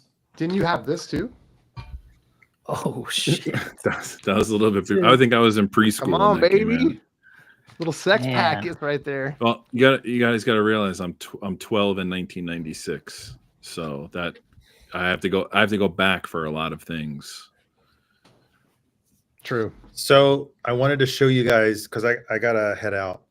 I wanted to show you some of my recent picks, and for those of you who don't know, you Discover and Sound of Vinyl are doing their 50% off sale. Oh no! Yes, very tempting to get a couple of things. Is it the whole site? Yeah. So I got this. There's a lot of jazz Oh, on nice. there too, man. This is the that is cool. The 30th of that has like that mirror board cover. Damn. I think it's the same mastering as the last one, but this is really nicely done because it has it's a gatefold. I didn't open it yet, actually. I just got it a few days ago. I So love this is that part album. of the sale. For the visually impaired, that was U2 Zooropa. Probably the only Lady Gaga album that's missing in my collection. I'm a fan. This was her Joanne. Yeah, Joanne, her rock, let's call it rock album. Yeah. Her least dance pop album, let's call it that. And then I was pleasantly surprised. Well, not pleasantly surprised. I was actually blown away because I've been wanting to get this since it came out like in 21 or 2020. And at 50% off, the box set of Elvis Costello's Armed Forces. Nice. I listened to almost all of it. The main album sounds fantastic. And I compared it to the UK copy that I have, and it's right there, if not even better for certain aspects. And I'm going through the bonus material, and there's a lot of live stuff on here. And I was telling Jason earlier, I didn't realize how good the Attractions were live as a band. The recordings are great. The live recordings are great. And yeah, if you're a fan of this album, I highly recommend it. And it's 50% off now. So is that a box? What all is in there? I'm only holding that because it's pretty heavy. Yeah. And plus I disassembled it. It's got a ton. I haven't opened it yet. A ton of comic books. Look at the unboxing. There's like tons of comic books and other things. I mean, the artwork is beautiful in and of itself. This was the US cover, and this was the original UK. They replicated the fold out, the like 6-panel fold out for arm. Oh wow. Yeah, it's beautifully done. Very cool. And then I'm gonna get that. I think, yeah, I think that's what I got. Oh, I already showed on a previous stream the other pickup. So yeah, this is my second order from Udiscover, 50% off sale. So yeah, I may get the next one, the Alice Coltrane. I saw that they put out a new one. The one where she has the harp on it. Help me. Yeah. The one with the harp on it. I can't think of the title either, but I know, yeah. It was recently released. Another third man pressing. So, you know, considering they're hard to come by originals, or if you do, they're in bad shape, or if you do and it's in good shape, it's probably more than I would want to pay. A monastic trio. Yes, monastic trio. Thank you. Yeah, I mean, anything either Alice Coltrane or Pharoah Sanders that's getting reissued, snag. Yeah, I mean, can you go wrong with $15? Right? No, they're half off. It's So yeah. And then some used stuff that I picked up. This is Bob Seger's first album, and it's in excellent shape, so could not pass up on that. I'm not sure if you guys are familiar with it. Back in '62, I think one of the few albums that has not been reissued. And then, Barnes and Noble also is having a sale. Browse through their racks and you will find either $5 albums or $20 albums. My Is favorite. that still going on? Because I tried that a few weeks ago, and I scanned every album I scanned was regular price. I was like, I guess I missed it. Here's the trick: go to Google and type in Barnes and Noble. It'll bring up on the right side, on the right column, the closest locations to you, right? Click on that location and at the very bottom, scroll down, you'll see what's on sale. If you sort them ascending, you will find the albums that they have in stock that are $5. Okay. But I picked up these that are 20. I don't have this, so I figured it was a good reissue. Yeah. Awesome. And my favorite Tori Amos album, Under the Pink,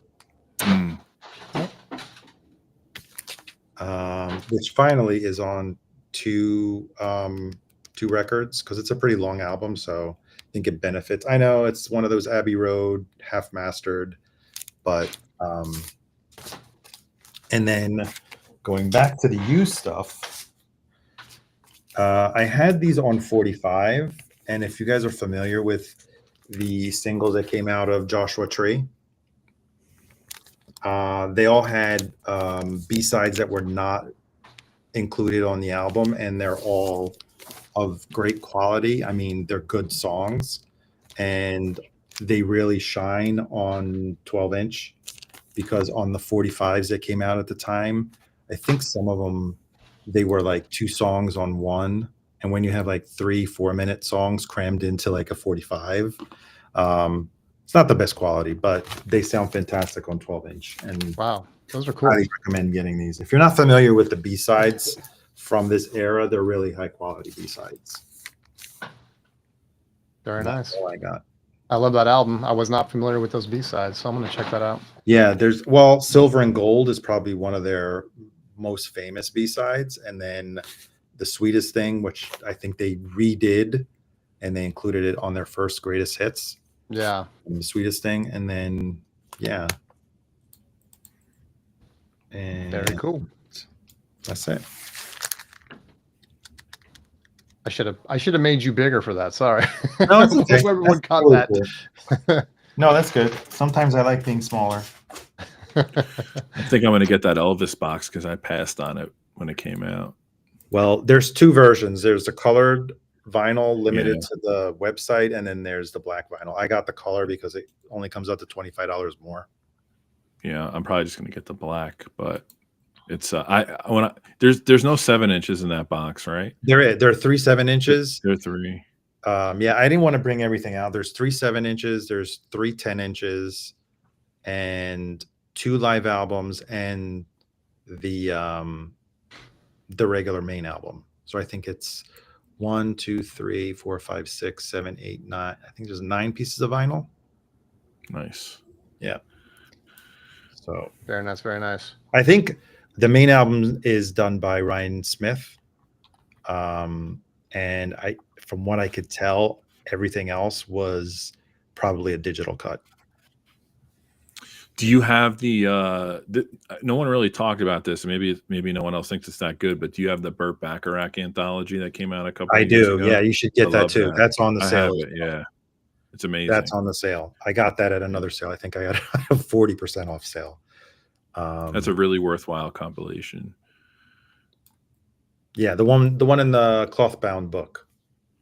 Yeah, it's like a maroon or cover, I think. Yeah, right? yeah. Painted from memory, yeah. Yep. Anyone else have anything to show off? You want to go, Jay? What'd you pick up this week? No, I have to go get it. It's over there. Oh, So, I have to go get I'm not prepared. I'll be back. I'll race you, Jay. Loser goes second. All right. Well, so here, I'll just show a couple. I'll just show a few real quick. Maybe you should show, because I was about to exit, but I don't want to leave you all by yourself. Yeah, I'll just blow. I'll go up here. Thanks for hanging out. I'll wait till they come back at least, so I can say goodbye to them. So I just did a video with Mr. Hall of Fame, the great Brandon, old school, and we do a pre-recorded video that drops every other week. The series is called Turntable Tales. We just did a hip hop one, which will drop next week. So to kind of fill in some gaps, I picked up some hip hop, and one of them was De La Soul, 3 feet, 3 feet high and rising. Which one is that? What's that? Is that the original? No. This is the reissue that they came out. They had a couple different colored ones. This one's like pink, I think, and they came out with a few different reissues. There are some reissues of that one that they lost the rights to some of the samples. Yeah, it's like a 2 or 3 samples. Yeah. Yeah. I think the Vinyl Me Please one is the original version. Really? That replicates the original version of the album that came out, but there are a couple of versions and reissues in between where I think some of the samples had to be removed. One thing that's interesting is the Hendrix sample is on here, but there's like a couple of other ones. I think one of them is like the Richard Pryor sample is gone. It doesn't bug me. I mean, I was in a pinch. I wanted to grab one, and it actually sounds really good. So it's high quality. It's on double LP. They did it right. Yeah, it's missing a few samples, like you said. I guess I'm not that hardcore that it bothers me that much. If it was, like half the samples, then yeah, it would have bummed me out. But yeah, I didn't even really notice it. But so that's one. Another one I picked up was the classic License to Ill, Beastie Boys. I tried to get an OG of this, and then again, I was trying to prepare for this video, but the guy hung on for like a week, and I messaged him back. I'm like, hey man, are you gonna ship that record? He goes, oh, I don't know, the holidays, I'm not even sure if we have it. I'm like, please just cancel it. So I ended up grabbing this one, which is the reissue, but it sounds clean too, man. This one's really, really good. Both of these just have great dynamics. These albums have a lot of bass, obviously, but you still get the vocals come through nice. The high end is still great. So I was very happy because sometimes I've picked up reissues of hip hop albums before A Tribe Called Quest that did not sound great. And so which one? Which it was one? Well, I thought both of them, man. I thought Marauder, what's it called? I'm just gonna space Midnight out. Marauders. Midnight Marauders, and then the other one. Crap. Low End Theory, People's Instinctive Travels. Yeah, Low End Theory. Now, granted, they were both like Target, pressings, but some people liked them. I didn't like them, so I ended up passing them on. This, however, even though it is a reissue, and even though it is a greatest hits kind of deal, right? The anthology sounds fantastic. So I'm much happier with this than with the other two, unfortunately. And if I'm not, maybe one day I'll get OGs of that stuff, but they're a little pricey. And then the last one, and this one is a Target record, is Enter the Wu-Tang 36 Chambers. And I was like, oh man, I need this. And I just, sometimes you go to Target and look at the records, and I was just kind of like, I want to buy something. I never saw that at my local Target. Yeah, it sounds really good, dude. So if it is something that you want to pick up, I recommend it. It's actually sounds really good. Anyway, guys, I got to get going. All right, Ronaldo, thanks so much, man. Always fun to hang, and I'll see you on the next one. Thank you, my friend. We'll see you next time. Bye. Raekwon was just on Joe Rogan. I just listened to it last night. It was pretty good. Yeah. Yeah. So there are 2 Vinyl Me Please reissues of Tribe Called Quest albums that are right there. The Low End Theory is very good. And I have an OG, a Euro reissue, and I have the VMP reissue of the Love Movement, which is like their last album before their last album. And the Vinyl Me Please one's the best sounding one. Okay. Yeah, Matt Vinyl's right. Hip hop is hit or miss, very much so. You can get something that's just all bass, which is what happened to me with the Low End Theory. I just felt they were way too bassy, and like everything else was buried in the mix. It was just really bad. I don't really go crazy over sonic fidelity for 95% of the hip hop. That I just want the record. I don't give a shit. It's hip hop. Well, it was. I hear you, but man, it was very dramatic. The difference, like the ones I just showed, they're very nice. They sound great. Yeah. Like they were however they mastered them. I don't know. I don't have OGs, so I have no complaints. But I can't listen to a record that's just all bass and I can't even hear the guy singing or rapping. Yeah. I'm glad to see you pick some of that stuff up. Yeah, I mean, I've been showing off a lot of stuff coming out of the 80s, early hip hop and stuff. And so I'm trying to fill that in because, and like I was showing a lot of like electro funk and soul, R&B, a lot of that stuff that came out of the late 70s and into the 80s. This is all stuff that I grew up with. And I either had the cassette tape or, maybe later on in the 90s had the CDs and stuff, but just never got around to getting this stuff on vinyl. So I'm like a kid in Toys R Us right now, man, grabbing some of this stuff. It's really, really fun. So yeah, I'm trying to fill in my hip hop for sure. Sweet. Rojas, do you want me to do the overpriced reissue segment of the show, or do you want to go? No, go. Do it. Okay. Bill Evans Trio Small Batch. Oh, wow. Okay. This sounds really great. I have all the small batches. This one, probably the first or second best sounding of all of them. The Isaac Hayes is really cool, but this is really great. It's not, some of the jazz ones are cut pretty hot. A lot of distortion and sibilance. This one is smooth separation. It's great. It's only a trio, so maybe that's why, but it sounds hella fun. Is that one in like mono or stereo? This is a stereo version. Interesting. Okay. Wow. Yeah. I'm going jazz heavy. So New Tone Poets came out. Andrew Hill, Jason, I messaged you. Spins, I messaged you about this. This is awesome. Lee Morgan crushes it. This is kind of the more mainstream Andrew Hill, if there is one, but it's still really great. Yeah, I sampled it when we did our list, but yeah, I need to hear the whole thing. I got this is the Tone Poet exclusive, that Walter Davis. It's a fun record. This is if you signed up for the Society, you got a chance to buy this. I don't know. Jackie McLean's on there too. Okay, Donald Byrd. Yeah. Nice. I saw it was listed on Discogs already for like $200. I might have to dump this.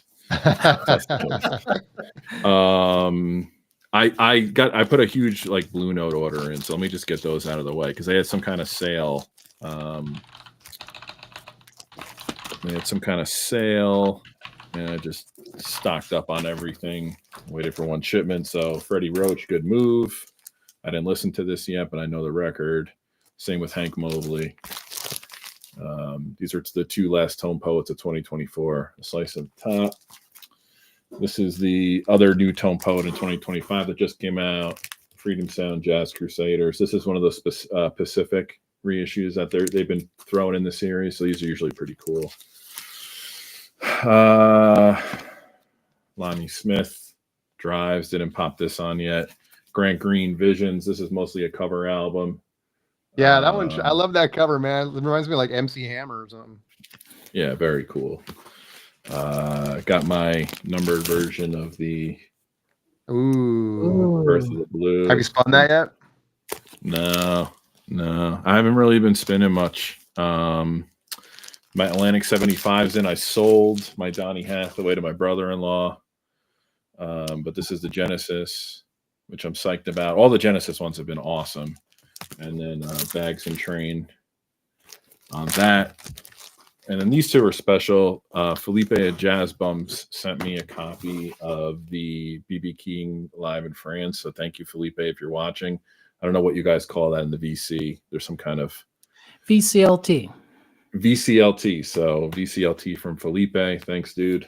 Whoa, that's cool. And then this is cool. So there's a Mad Vinyl NYC might know these guys. There's a band. They aren't broken up, but they pop up rarely now. Soul Live. The lead guitar player is Eric Krasno, is one of my favorite guitar players ever. He had a Relic session, and on this album is James Casey, sax player. He tragically passed away from cancer a couple of years ago, but he was the sax player in Trey Anastasio's solo band, the great guitar player from one of the greatest bands ever, Fish. Anyway, Krasno was doing like this Instagram thing where he was selling autographed copies of the record. I don't really buy autographed copies of the record, but I love Krasno and love those guys. So I picked this up. This is just a fun jam session. I don't think you guys would know anybody else really on this from a musician standpoint, but Ben Marino's on drums, Eric Finland's on keys, and like I said, James Casey on saxophone, who is just an awesome player. And unfortunately, he passed away. But this was a cool pickup. It was pretty cool because Krasno himself was actually like responding to me. And I was like, oh, how do I order this? Because I couldn't like find the link or whatever. So I actually sent him a picture. I have a picture. I have a ticket stub from a Soul Live show in like 2006 where the whole band signed the stub. I don't even remember it. I probably had a few pictures of beer that night. And I sent it to him. He was like, oh my God, I remembered going to that show. He like described the club that he saw, that he played in. And I was like, oh yeah, that's the one. So, and now I have two Eric Krasnos. So you were shouting out Mad Vinyl NYC earlier, and now he's your worst enemy. No, Mad Vinyl. I don't care. No one likes Fish except for me. But I was saying, you probably know the guitar player, Eric Krasno. He's in a band called Soul Live out of New York City. They were on Blue Note for a short time. They do a residency at Blue Note and the Brooklyn Bowl. They don't really record anymore, but he's the lead guitar player from there. It's a trio. It's in the spirit of like Jimmy Smith and Grant Green in a way. It's guitar, organ, and just a killer drummer. That's cool. They're pretty underrated career. So they kind of came up on the tail end of Medeski, Martin, and Woods fame. So they were kind of like carrying that like funk jazz torch, just in a different style. But they've recorded with like Talib Kweli and some of those backpacking, hip hop era acts. They have like 3 or 4 albums. You just go see them live. It's just a fun show. Like they're all sick musicians, really funky, really upbeat. Kraz is a great guitar player. And then Kraz got into playing with like Phil Lesh and some of the Dead Family, like Reincarnations. He's also played with but he's guested with like bands like Lotus and stuff like that. So where did you see them? Where did you get that ticket signed? Which show was that? That ticket I saw them in Johnson City, New York, which is like basically outside of Binghamton, but I've seen them in the city, Irving Plaza, what's it called now? And you don't remember they all signed that ticket stub, right?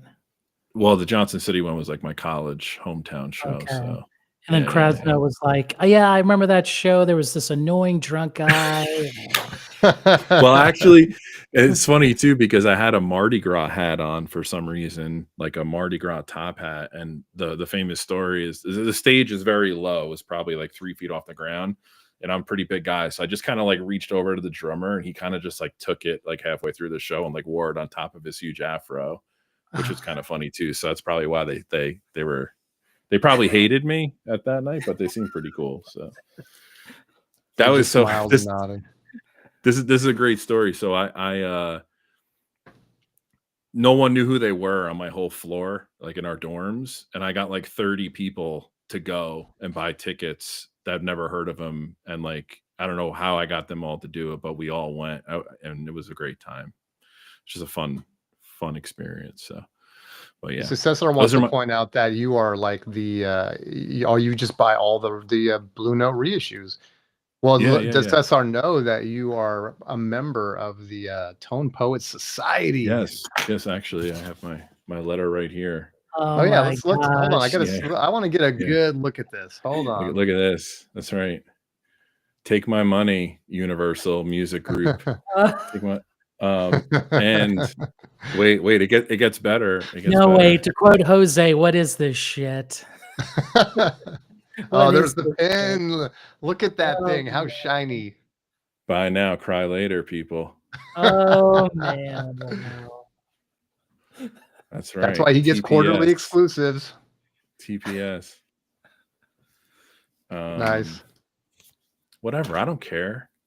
I know Cesar wants me to get into the grails, man. I know. He tells me I have enough records, and I agree with him. Start to slim down. So besides this order of you need a solid copy of Out to Lunch, man. Come on. Maybe you can give me one. You have so many solid ones. Oh, so we talked about this on our New Year's resolution video on Monday. So look, the Blue Note order was at the beginning of December. I just pre-ordered everything because of the sale, and the A75 subscription comes monthly. I haven't bought anything in weeks. They just happen to come. Can you show that concert buddy comment? It's dedicated to Chris, you know. Yeah. All dedicated. Actually, so this is what happens. So Kevin Gray actually pricks his index finger with every pin they send out, and you can kind of see the dried blood in the protective. So I'm going to actually put this in a UV protected, non-acid environment casing. So when we critique the reissues that he remasters, we can kind of put it on display, light some candles around it, maybe put a little voodoo doll on the side of it, and that's it, man. Oh, I love it, you know, dude. I just want to say one other thing. I'm okay being a nerd. I just want everybody to understand that. I'm going to wear this. If I have to go into the office for a visit, I'm going to put this right on my button up, and they're going to say, Jose Moreno Ron calling you out. Where are you? Where are you, hombre? That's why they send them to you guys, man. Is you got to wear it. They want you to have the swag because they need more people to sign up. Yeah, that's what I'm saying. That's awesome, dude. What is that? I'm in the TPS. Tone Poets. Are you? No. Not to quote Dylan, Society. To quote Dylan, you're not in the Tone Poets Society. That's what I call a loser. You know. Slap it, dude. Man. You want to make sure that you don't lose that DNA. This is why I want to sell all my records. I'm out. Wyoming has a repress of Out to Lunch. Which one is it, dude? Do you have the classic series or something even older? They all sound good, man. Out to Lunch. It's hard to find a bad pressing of that. Wait a second. I should have shown. I'm gonna really beat the shit out of this horse now. Forget it. Look at this. Nothing says audiophile like a blood oath. It says Chance. There you go. Man, look at that. Wait. It gets better.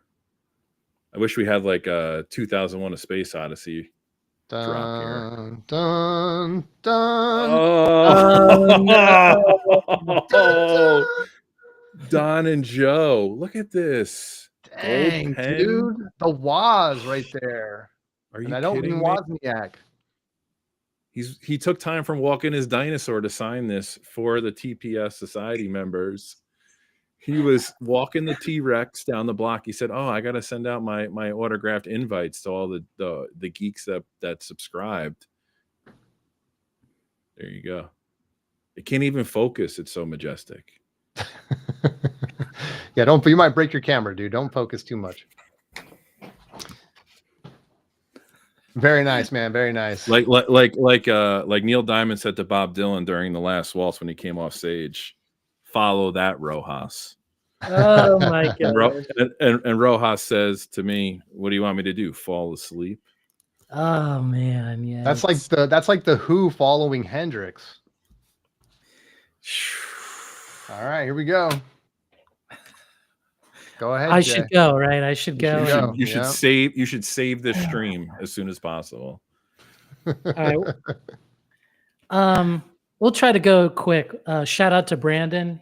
He was right. This thing, that Mistress America, this thing is great. It is so good. Oh my I God. need that. It was Where'd just you get that? like, online. Had to. Okay. No choice. The guy took my best offer and I'm happy, you know. But it's, again, what is this? I think Brandon said it was like a soundtrack to a not so great movie, but the music has that very like 80s new wave vibe, like very New Order-ish. It's solid. It's just honest. And Dean and Britta, they're from Luna, you know, of course. And then Dean was from Galaxy 500. This is solid record. So good. Let's keep rolling. I'm not going to beat Chris's reissues, but maybe the Half Speed Master of Visitors, where they're Abba's in Hell. I got it on sale. Actually, it didn't beat the original, and now I feel like I was just a fool. So there we You were go. duped.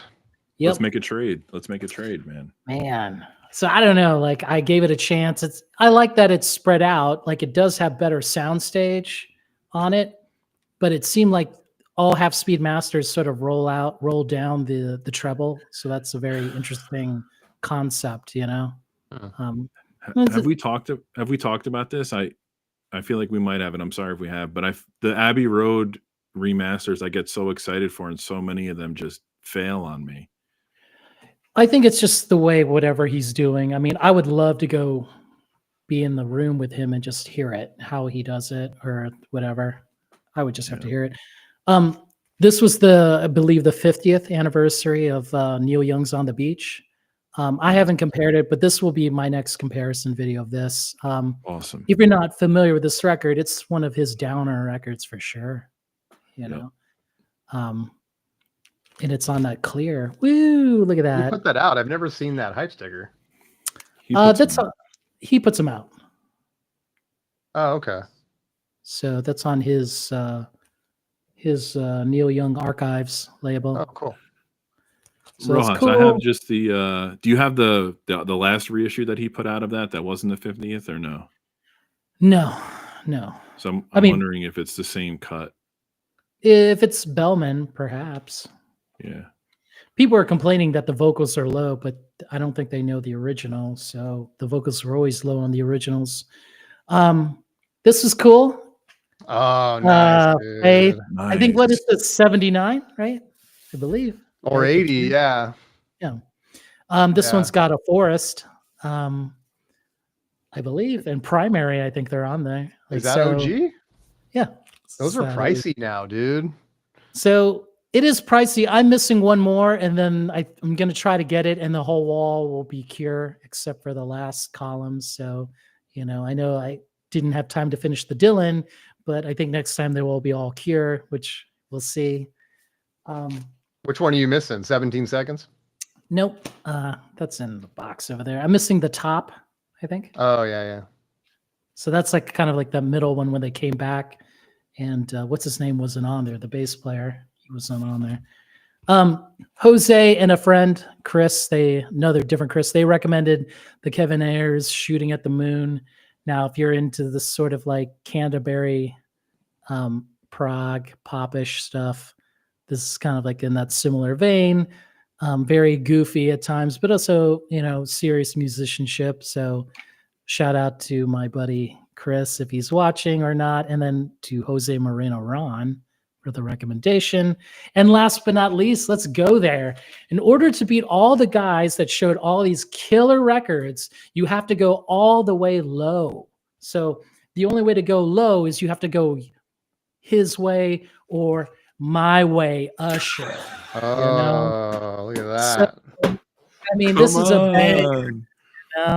Let's just look, Ooh, You Make Me Wanna, Nice and Slow, and My Way. Is that in good shape? Oh yes, it's great. That's amazing. It's great. It's promo, you got to go promo. Nice. So the funny thing, I was listening to the reissue at End of an Ear Records in Austin, and I was like, this sounds okay, but I wonder, like, can I get the original? Can I Can I get it? And then my brother is like, "What are you listening to?" And I pointed to this. He just walked away from me. He didn't even want to talk about it. I was like, oh man. What year is that? 96, 97. Good question. 96 I would say 90. I would say 97. 97. Chris is right. Yeah, 97. yeah. Usher My Way. A rough time for picking up OGs for sure. You know, I know, they were all waiting for that Led Zeppelin Turquoise, but you just it with Usher, My Way. Is that a double disc? Nope, single. I think the reissue is a double because they have like instrumentals. Yep, Terry, he knows. Terry knows, man.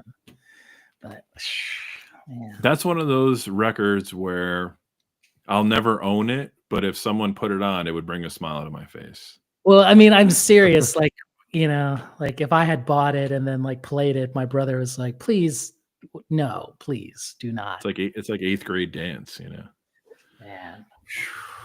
So now people understand my for some taste. people. Right? This is where I go, right? To Usher. Very nice, dude. Very nice. Great photograph on that. While we're on the topic of this era, do you have any OG Aaliyahs, or were those only repressed for the first? Like, were those only when they got pressed? No, were they ever on vinyl? Is what I'm asking. Yeah, they were. The Red album was. I think I used to have it. I don't have it anymore, and it was a mistake to let it go. Those are great albums, man. Yep. Sonically. So I only have a few of them. Like I used to. I found the Fugees, the score, in one of my boxes. I have the CeeLo record. The second one, I think that one's a good one. Which one? The one it's the one where he's got a top hat on.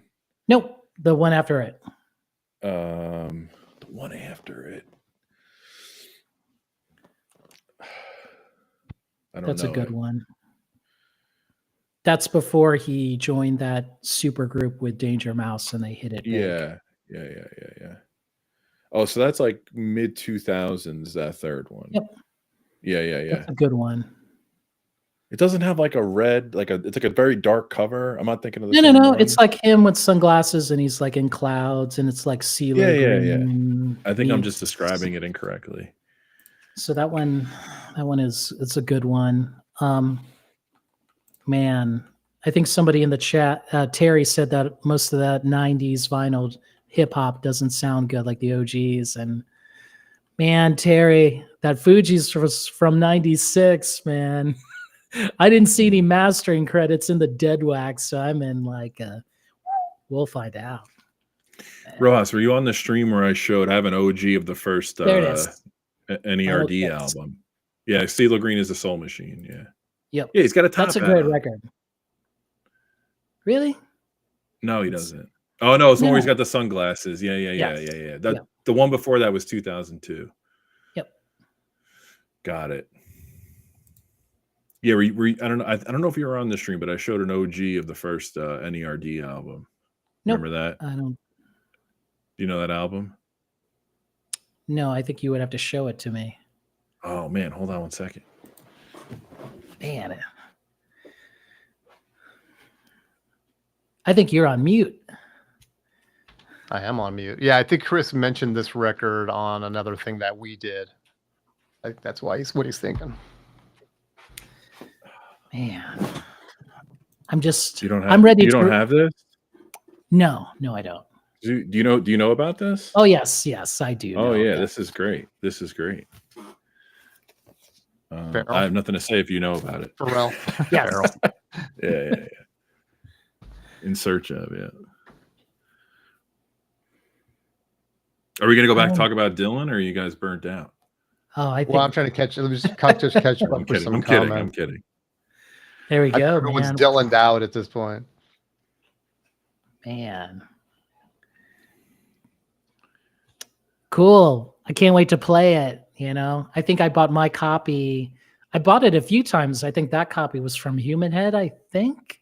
I don't know. Human Head Records in Brooklyn. But I don't remember. I mean, I even have a Puff Daddy. No Way Out. Yeah, I have it. It was downstairs. Every time I'm about to, get it and listen to it, I'm like, no, nice try, Diddy. Nice try. Isn't- And I put it back, you know. That's a pretty that went up in price quite a bit even before everything, right? That's not easy to get. No, yeah, it's not easy to get. Yeah. But back they go ahead. reissued the so sorry, I'm jealous of your faith because I don't have that one, but I'm sort of waiting. I'm getting up the courage to get the reissue with which has the 2 LP that they just released not too long ago that has Carnage visors on it, the soundtrack. Remember that from the cassette tape, and then it's got some additional stuff on it. So I'm kind of like, I'm really curious about that because how else you can get Carnage visors? I don't know if Carnage visors ever came out on wax any other way. I'm not sure, but it was on the cassette. So now I'm like, I'm probably gonna hold out for the double LP, which is not expensive. I just want to make sure. I want it to sound good. Oh man, Terry's saying the Diddy album is slippery. What about this might be too deep, but you don't have the Locks first record, or ever have had the Locks first album, have you? Mm-mm. Do you know who the Locks are? No. Oh, they were like they were on Bad Boy, but they were way too good to be on Bad Boy, so they eventually split off from them. But yeah, that was They were better than like the Baby Oil, so they couldn't belong. Is that what you're Yeah. saying? They were actually gangsters. So Oh man, jeez. I mean, there's like a stack of records I pulled from my storage space, but no, from the boxes down below, not the storage space. But I don't want to show those. I just want to show, again, shout out to my man Usher here. There he I is. believe that. I just got a text from You'd never guess, right? Oh, no, nothing surprises me with your collection, dude. I just got a text from You Discover saying, you left some stuff in your cart. Come back. I'm like, yeah, I know. You need to text back. How about another extra 10% off? Yeah, come on, man. What's this 50% off stuff? Then I'll jump at this, you know. And then they even included a nice little Alice Coltrane. They're like, come on, man, come get it. It's only $15. So I'm tempted because I'm pretty sure Zap is on that You Discover distribution. Oh, really? Yeah, so this stuff is probably on sale too. I mean, I think I pretty much have unless there's something. I never got that Mud Club album. I wonder if it's on there. The Yeah, Live see, at the a lot Mud of the Club stuff and Live actually I don't have. It is a lot of that newer reissue, like going back to the vault stuff. They do. I heard they do from like. I have no point of comparison, right? But from what I know from the people that are heavy into Zappa that give me advice, the reissues are pretty true to the originals from a quality standpoint and a sound standpoint. I think they use the original tapes. I think he's got a pretty dedicated archivist, but I'm not sure if that's accurate. You know that Lady Gaga bought his home? Really? Where he had his I'm assuming she still owns it. This is going back maybe, I don't know, 5 years or so ago. He had the vault in his home under the underground with just thousands of tapes, right? Original master tapes from every live show he ever did, every album. He just had everything. I'm assuming they got all that stuff out of there. They must have. I'm not sure who, because I think the Zappa Trust has actually sold that too. So whoever owns the catalog now, is it Universal maybe? But yeah, then Lady Gaga bought his house, man. So that was kind of a trip. I think from what I've heard his son talk about, I think Universal is just the distribution. I'm pretty sure they have complete control over everything. I don't think anything goes out without their stamp of approval. You talk who? The Zappa family? Yeah. That's changed though. They just sold everything recently. Oh, really? Yeah. Oh, that's sad. Yeah. They used to have control over it, but what did they sell it for? Do you know? I don't know if it's been disclosed. Because Dylan got $400 million for his, so I can imagine Zappa would probably get Like what? Like 150, maybe 200.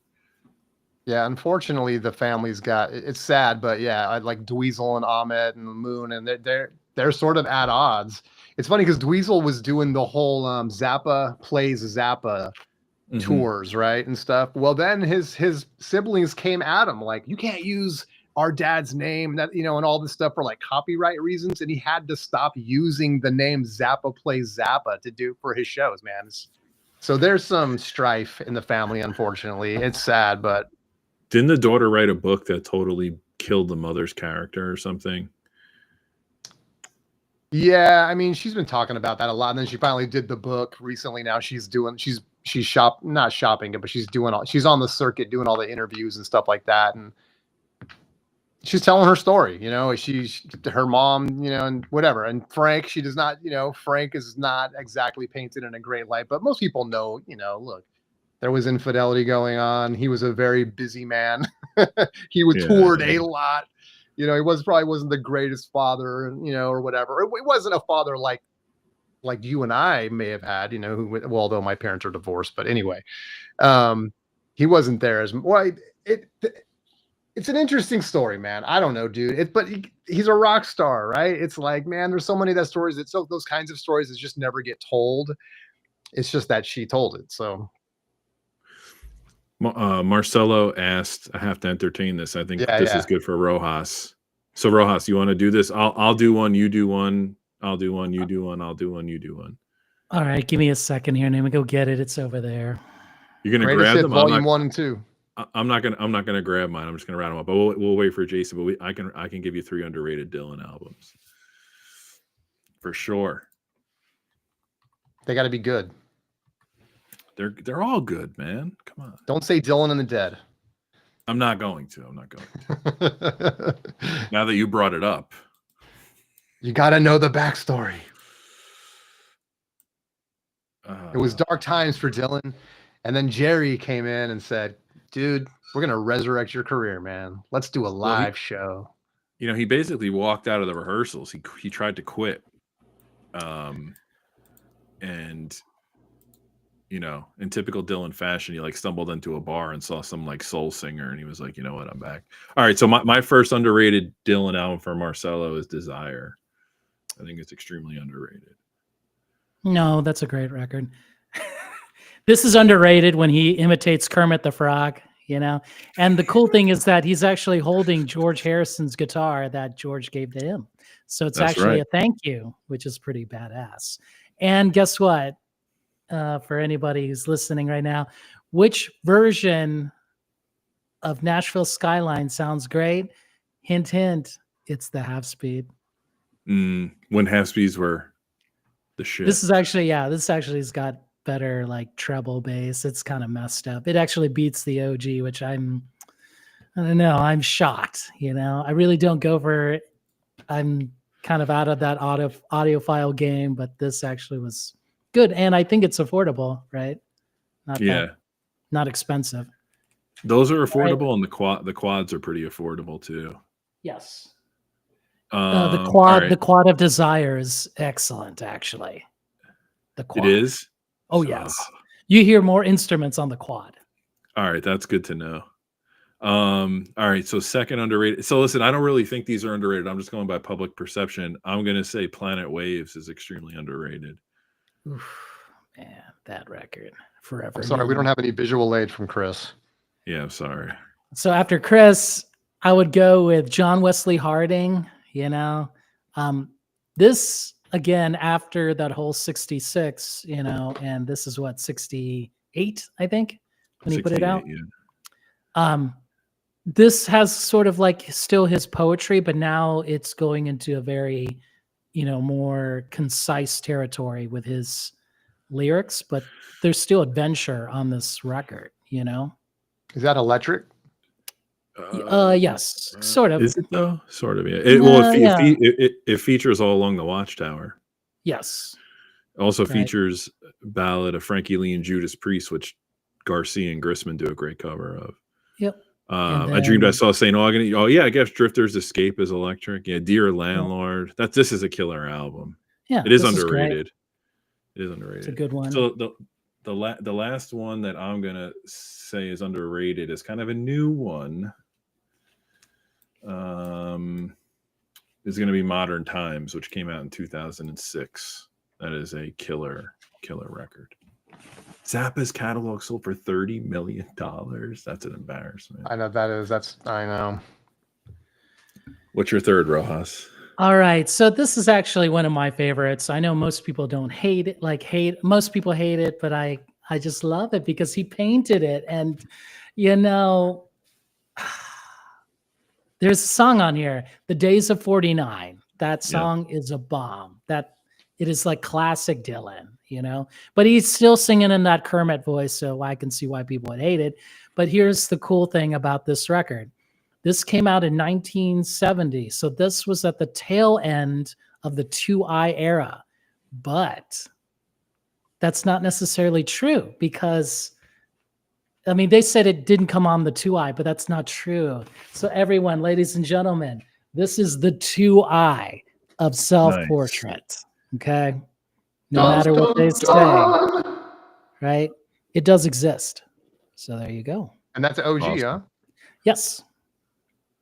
1970, I believe. I think 69 or 70. Anyone in the comments? Wesley Harding was 67. Nashville Skyline was 69, and that was 70, I think. Yep.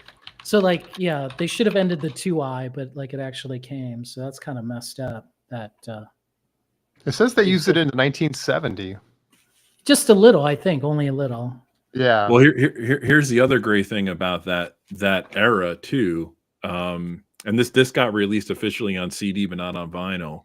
There's a whole session with him and George Harrison, Charlie Daniels on bass, and who's the drummer? Damn, who's the drummer in that session? Anyways, a CBS studio session, but there's some good stuff on there too. I might have that handy. I have to think. It came out like one of those copyright things that they do when the 50-year anniversary comes. They put it out on CD. Yeah, it's cool stuff. Yeah, those are 6 really good underrated Dylan albums, and underrated for the masses, but Dylan fans know. If they know, they know. Could I show some records for Sean Vinyl Dreamscape that was in my downstairs box? We'll do a quick run. I know we're over. I have nowhere to be. All right. What year did this come out? So this was from the box. I had to go get it. I love this. New York Dolls. This is the one. I think 73, 74. I think. Is there an early punk version of Hot Hot Hot on there or no? Oh, no. Come on. 73. So this is cool. Love this. 73. For my dudes on the panel, the score from 96, So awesome. So this is funny that I have it still. I thought I sold it. This is actually one of my favorite records, and this is their 3rd record, and everyone thought they would die, but ABC, How to Be a Zillionaire, this record is so good, just so fun, Really? Is that better than the one with Poison Arrow on it? No. But it is like a return to form with the production and the pop hits, because that second record, Beauty Slab, wasn't, Yeah. They were doing more of a Roxy music sound that failed, and then they had to come back. Cool. It's a fun record. I love Echo and the Bunnymen. We'll love them forever, That's such a good record. This cover, like the original UK without the logo, right? Or without their, all that.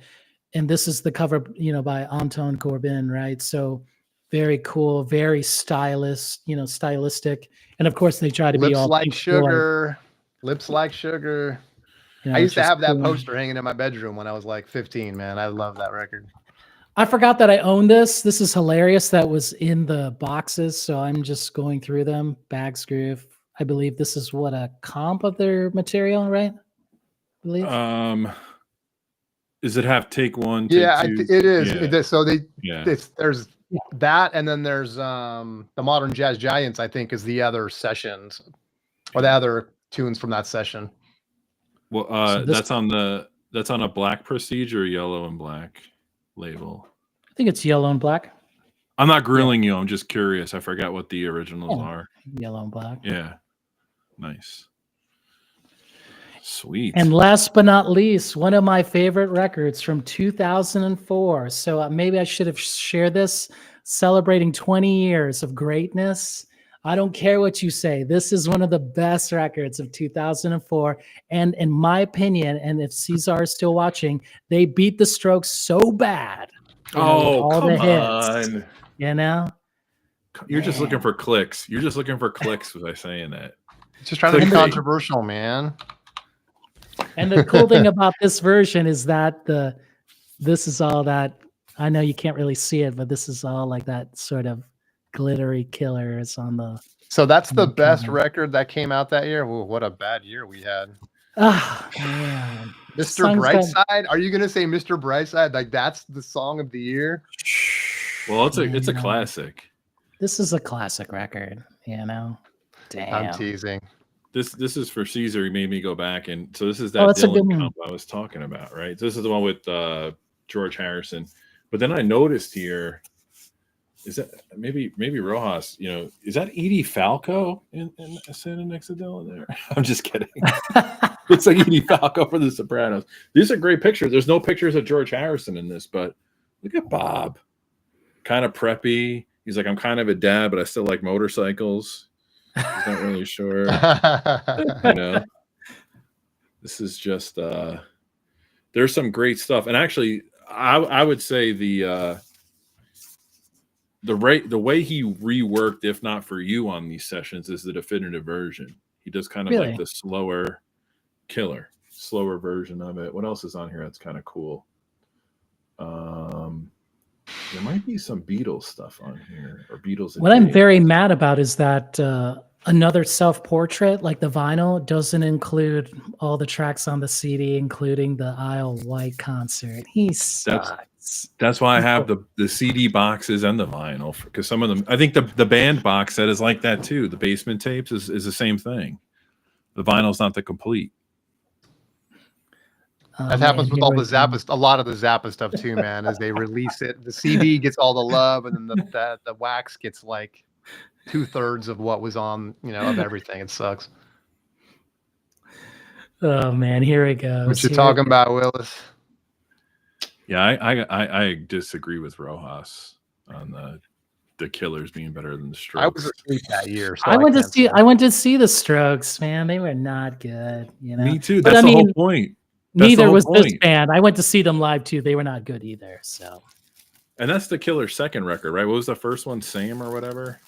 I don't know. I thought they did an EP before this one. I think that's their. I think that's their second album. No, Sam's Town is the second. The second, okay. The drummer, that guy on this record, he is so good, hands down. If I ever had to do like a solo album, right? I just call that dude up. Like, dude, this guy is, I thought maybe this was 2001, but it's 2003. Here's the best record to come out of 2003. Right? There we Little Meteora, baby.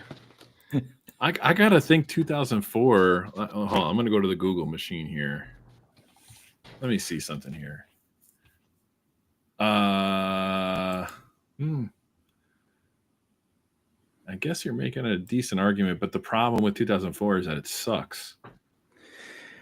The funny thing is, like, I remember I had a roommate, and he was like, I can't believe you bought this record. He was like, I can't believe you bought it. We played this record over and over and over. And then he was like, at the end, he was like, you know what? You're right. This record is very good. Like, okay, look, this is a pop. This is like a Rolling Stone pop take, but I do have to challenge you slightly. And no one's really wrong here. This is a strange year, but Kanye West College Dropouts 2004. And I know you're not a Wilco fan, but Wilco fan Ghost is Born is 2004. Interesting. Eminem's Encore is 2004. Yep. Arcade Funeral. The Beastie Boys came out with To the Five Boroughs. Yeah, B-Boys. Come on now. That's right. That was their last. Wasn't that their last one with MCA? Oh, it was, and I'm sure Roja. No, there was one other after that in 2007. Was there one more? I'm surprised, Rojas, you're going to challenge Avril Lavigne's "Under My Skin." I mean, you think I totally forgot. Now for me, this is the peak of me working in a music store throughout high school and college at this time. So now I'm having flashbacks of helping people find these things. Oh wow! Modest Mouse was really big. They had a really Oh big man, album. I did tell you my Modest Mouse story, right? No. They play this this small. It was like a small restaurant / bar. They played the basement. I went to the show. The guy, of course, Isaac Brock was rude. I was dating some young girl, and then Isaac Brock got upset, and then me and the girl left, and then she had like this upsetting phone call, and I said, "Who was on the call?" And she was like, "It's just Isaac. I can't talk to him right now." I'm like, "Wait, Isaac Brock? Wait, are you also dating Isaac Brock?" Like, That's too weird. There you go. Best album of 2004. wow. Milwaukee Air. Yeah. That's a good record, actually. Have you heard that, Jay? This one, no. I'm not into Air, but I'll listen to it. I give it a chance. We used to play a lot of Air, like Sunday mornings in the music store, because it was like easing us off the hangovers from Saturday night into like, and it was just good.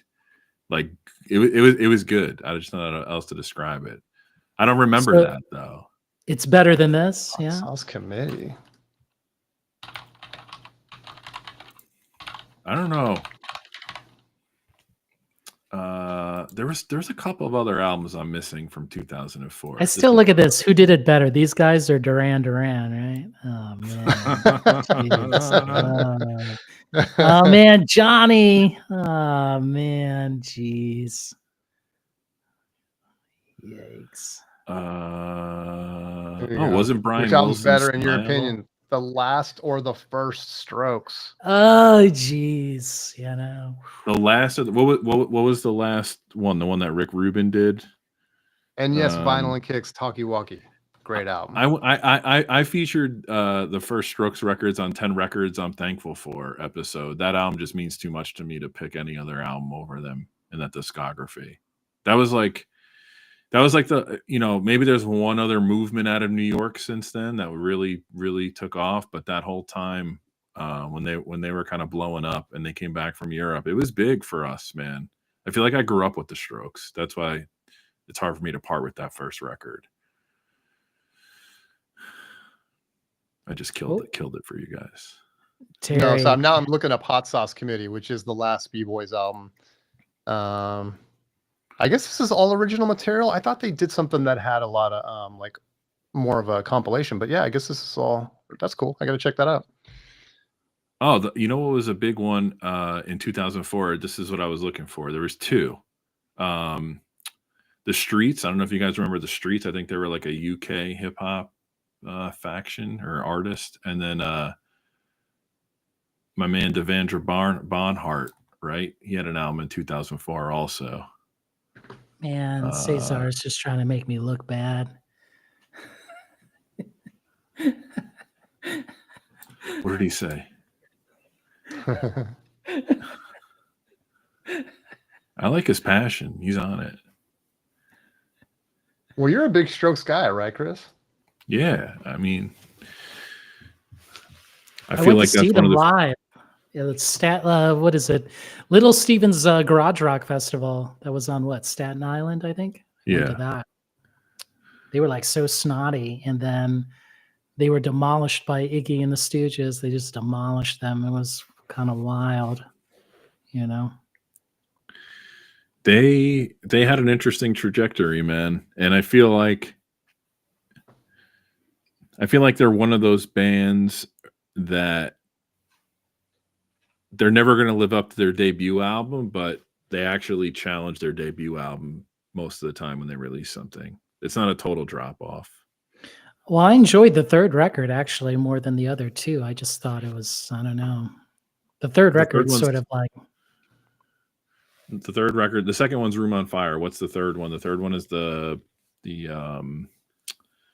black cover. black cover. That's got Reptilia on it, right? Yeah. Yeah.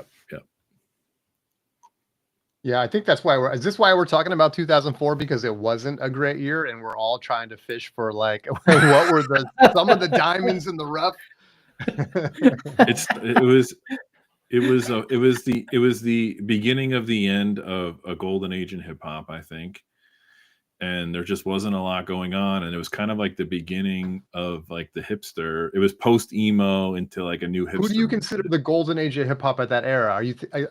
I would say, and this is coming from a guy that was not listening to a lot of hip hop during his time, but Ludacris and who's the other one I was going to say? Ah, crap, I can't think of it. But Ludacris, I like his. What's that one called? You go ahead and tell why that's the golden era, and then I'm gonna look up his Ludacris album. No, Cesar, I don't, because I was 17 when the Strokes debut album came out. Word of Mouth, 2001, great record. Word of Mouth. I said mouth. Oh, you did? Okay.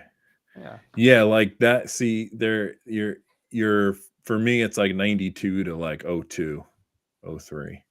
Okay. And then from like 03 to like 09, you have like milestones, but overall it's just lame.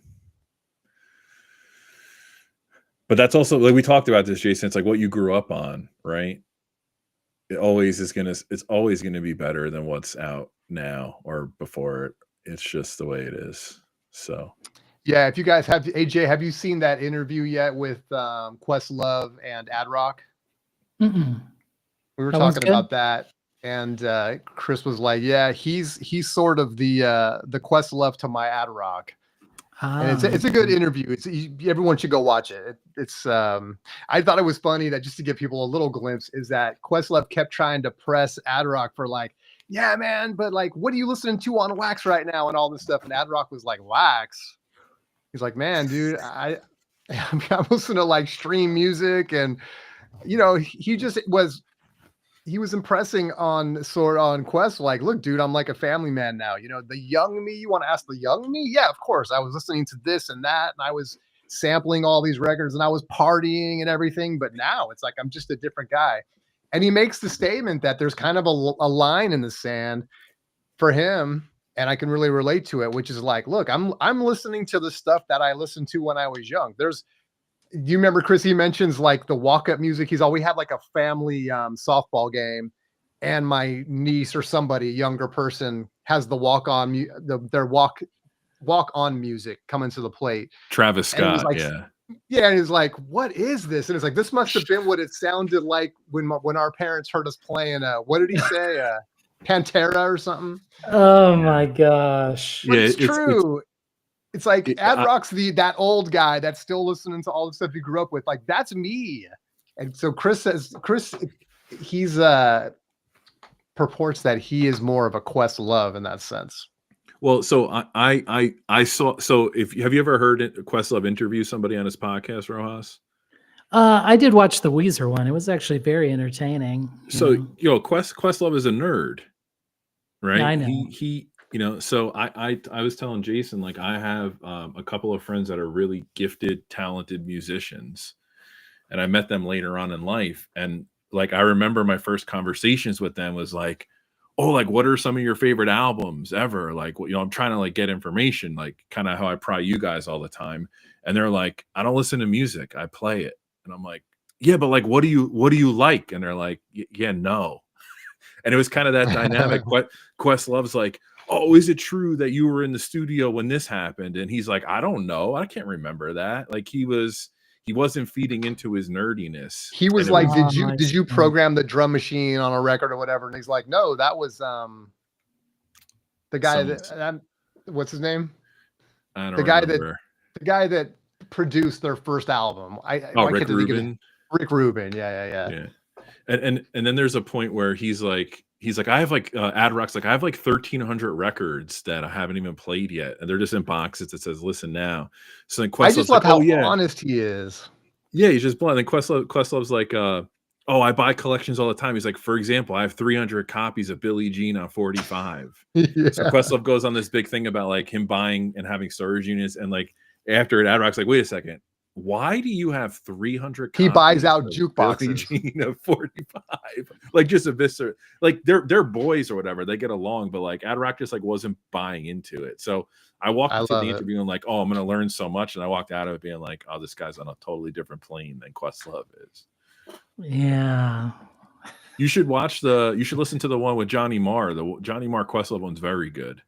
Okay. Because Johnny Marr kind of feeds into that, and then Johnny Marr's impressed with how much Questlove knows about the Smiths and whatnot, and his entire catalog. So, and if you haven't seen the Questlove Nardwuar interviews, all of them, they're so good. I haven't watched those. I don't watch Nardwuar at all. I feel like I'm the only person who doesn't know who this guy is. I know Ross sent me like a clip of him. I'm losing you, dude. I'm losing you. Wait, where did Chris go? Where did he go? Is he the Canadian guy? Nardwuar. I love Nardwuar. His best interview is with Weird Al Yankovic, dude. It is Weird Al is so great in that interview. I keep expecting Weird Al to be as good as he was in that Nardwuar interview, and I'm always a little bit disappointed. But yeah, that's the cream of the crop right there. All right. So what do you guys think, man? We're way over. Chance is hating us right now for going so far over, but this was fun, man.